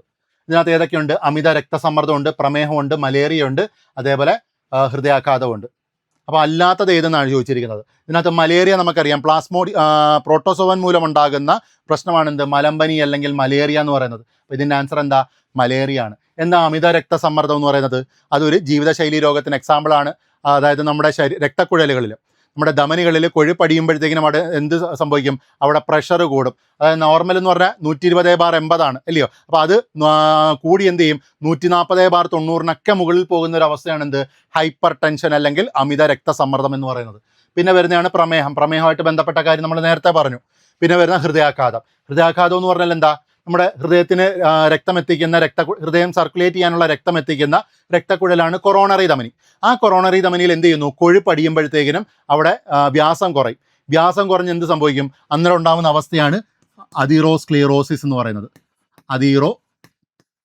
സ്ക്ലീറോസിസ്.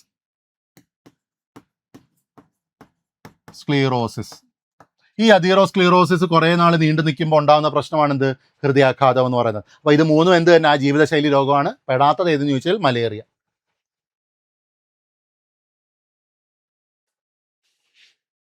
ഓക്കെ, ടൈഫോയിഡ് നിർണ്ണയത്തിനായി നടത്തുന്ന ടെസ്റ്റ് നമ്മൾ നേരത്തെ പറഞ്ഞായിരുന്നു, വൈഡൽ ടെസ്റ്റ് എന്നുള്ളത് നേരത്തെ പറഞ്ഞായിരുന്നു. ആണ് ഇവിടെ കൊടുത്തിട്ടുണ്ട്, വൈഡൽ ടെസ്റ്റ്. ഇതൊക്കെ നമ്മൾ നേരത്തെ നോക്കിയതാണ്. അടുത്ത, രക്തം കട്ടപിടിക്കാത്ത അവസ്ഥയുള്ള ജനിതക രോഗം ഏതാന്ന് ചോദിച്ചു കഴിഞ്ഞാൽ അതേതാ? ഹീമോഫീലിയ ആണ്. മനസ്സിലായോ? ഹീമോഫീലിയാണ് ജനിതക രോഗം എന്ന് പറയുന്നത്. രക്തം കട്ടപിടിക്കാതിരിക്കുന്ന അവസ്ഥ നമുക്ക് രണ്ട് കാര്യങ്ങൾ പറയാം. ഹെമറേജും പറയാം, ഹീമോഫീലിയ പറയാം. ഹെമറേജ് എന്ന് പറയുന്ന വൈറ്റമിൻ കെയുടെ അപര്യാപ്ത രോഗവും, ഹീമോഫീലിയ എന്ന് പറയുന്നത് ഒരു ജനറ്റിക് ഡിസോർഡറുമാണ്. മനസ്സിലായോ? ഇനി ഇവിടെ കൊടുത്തിരിക്കുന്ന അനീമിയ എന്താ? RBCയുടെ അളവ് കുറയുമ്പം, ഇരുമ്പിൻ്റെ അംശം കുറയുമ്പം RBCയുടെ അളവ് കുറയും. ആ അവസ്ഥയാണ് അനീമിയ എന്ന് പറയുന്നത്. ലുക്കീമിയ എന്താ? ഇവിടെ ലുക്കീമിയ കൊടുത്തിട്ടുണ്ടല്ലോ. എന്താ? ലുക്കീമിയയുടെ വേറൊരു പേരാണ് ലൂക്കോസൈറ്റോസിസ് എന്ന് പറയും. എന്താ? ലൂക്കോസൈറ്റോസിസ് അല്ലെങ്കിൽ നമുക്കറിയാവുന്ന ഭാഷ എന്ന് പറഞ്ഞു കഴിഞ്ഞാൽ ബ്ലഡ് ക്യാൻസർ എന്ന് പറയും. ബ്ലഡ് ക്യാൻസർ, അതായത് WBCയുടെ അളവ് അമിതമായി കൂടുന്ന അവസ്ഥ. WBCയുടെ അളവ് അമിതമായി കൂടുന്ന അവസ്ഥയാണ് എന്ത്? ലുക്കീമിയ അല്ലെങ്കിൽ ലൂക്കോസൈറ്റോസിസ് അല്ലെങ്കിൽ ബ്ലഡ് ക്യാൻസർ എന്ന് പറയുന്നത്. ഇനി സിക്കിൾ സെൽ അനീമിയ എന്ന് പറഞ്ഞാൽ എന്താ? അതും ഒരു ജനറ്റിക് ഡിസോർഡറാണ്. സിക്കിൾ സെൽ അനീമിയയും ഒരു ജനറ്റിക് ഡിസോർഡറാണ്. പക്ഷേ ഇവിടെ എന്താ സംഭവിക്കുന്നത്? ഇവിടെ RBCയുടെ നിർമ്മാണ ഘടകമായ, അതിൻ്റെ ബേസിക് ഘടകമാണ് ഹീമോഗ്ലോബിൻ്റെ നിർമ്മാണ ഘടകമായിട്ടുള്ള അമിനോ ആസിഡിൻ്റെ ഘടനയിൽ വ്യത്യാസം വരും. വരുമ്പോഴത്തേക്കിനും, അറേഞ്ച്മെൻറ്റിൽ വ്യത്യാസം വരുമ്പോഴത്തേക്കും നമ്മുടെ ഡിസ്കാകൃതിയിലുള്ള RBC എന്താവും? സിക്കിൾ പോലെ വളയും, നമ്മുടെ അരിവാൾ പോലെ വളയും. മനസ്സിലായോ? അതിങ്ങനെ രക്തക്കുഴലിൽ അടിഞ്ഞു കൂടുമ്പോഴത്തേനും ആ വഴി എന്ത് പോകത്തില്ല? രക്തം ഒഴുകത്തില്ല. അതായത് ഈ ഓക്സിജൻ്റെ ട്രാൻസ്മിഷൻ അവിടെ തടയും. മനസ്സിലായോ? ആ അവസ്ഥയാണ് എന്ത്? സിക്കിൾ സെൽ അനീമിയ അല്ലെങ്കിൽ അരിവാൾ രോഗം എന്നൊക്കെ പറയുന്നത്. ഓക്കെ, അപ്പം രക്തം കട്ടപിടിക്കാത്ത അവസ്ഥയ്ക്ക് പറയുന്ന പേരെന്താ? ജനിതക രോഗമായിട്ട് പറയുന്ന ഏതാ? അത് ഹീമോഫീലിയാണ് രാജകീയ രോഗം എന്നറിയപ്പെടുന്നത്. രാജകീയ രോഗം എന്ന് പറയുന്നത് ഹീമോഫീലിയാണ്. ഓക്കെ, അപ്പോൾ അടുത്ത ചോദ്യം നോക്കാം.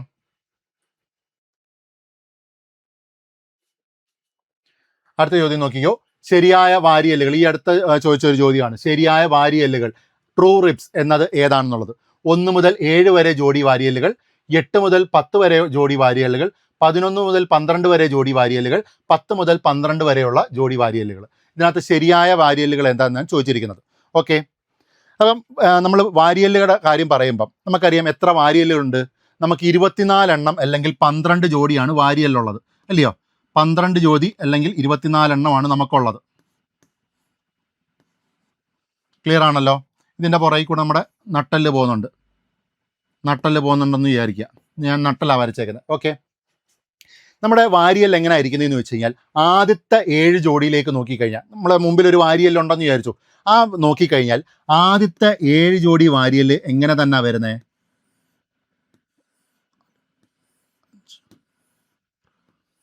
7, 1, 2, 3, 4, 5, 6, 7.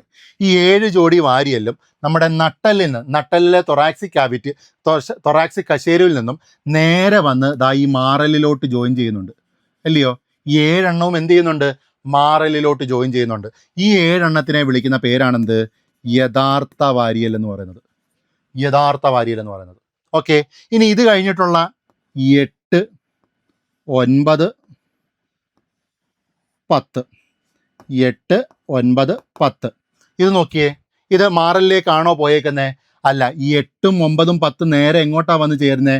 7ാമത്തെ ജോഡി വാരിയലിലേക്കാണ്. അതായത് ഇടയിലൂടെ കുത്തിക്കയറ്റുക, അല്ലയോ? ഒരു കള്ളത്തരം അവിടെ കാണിക്കുന്നുണ്ട്.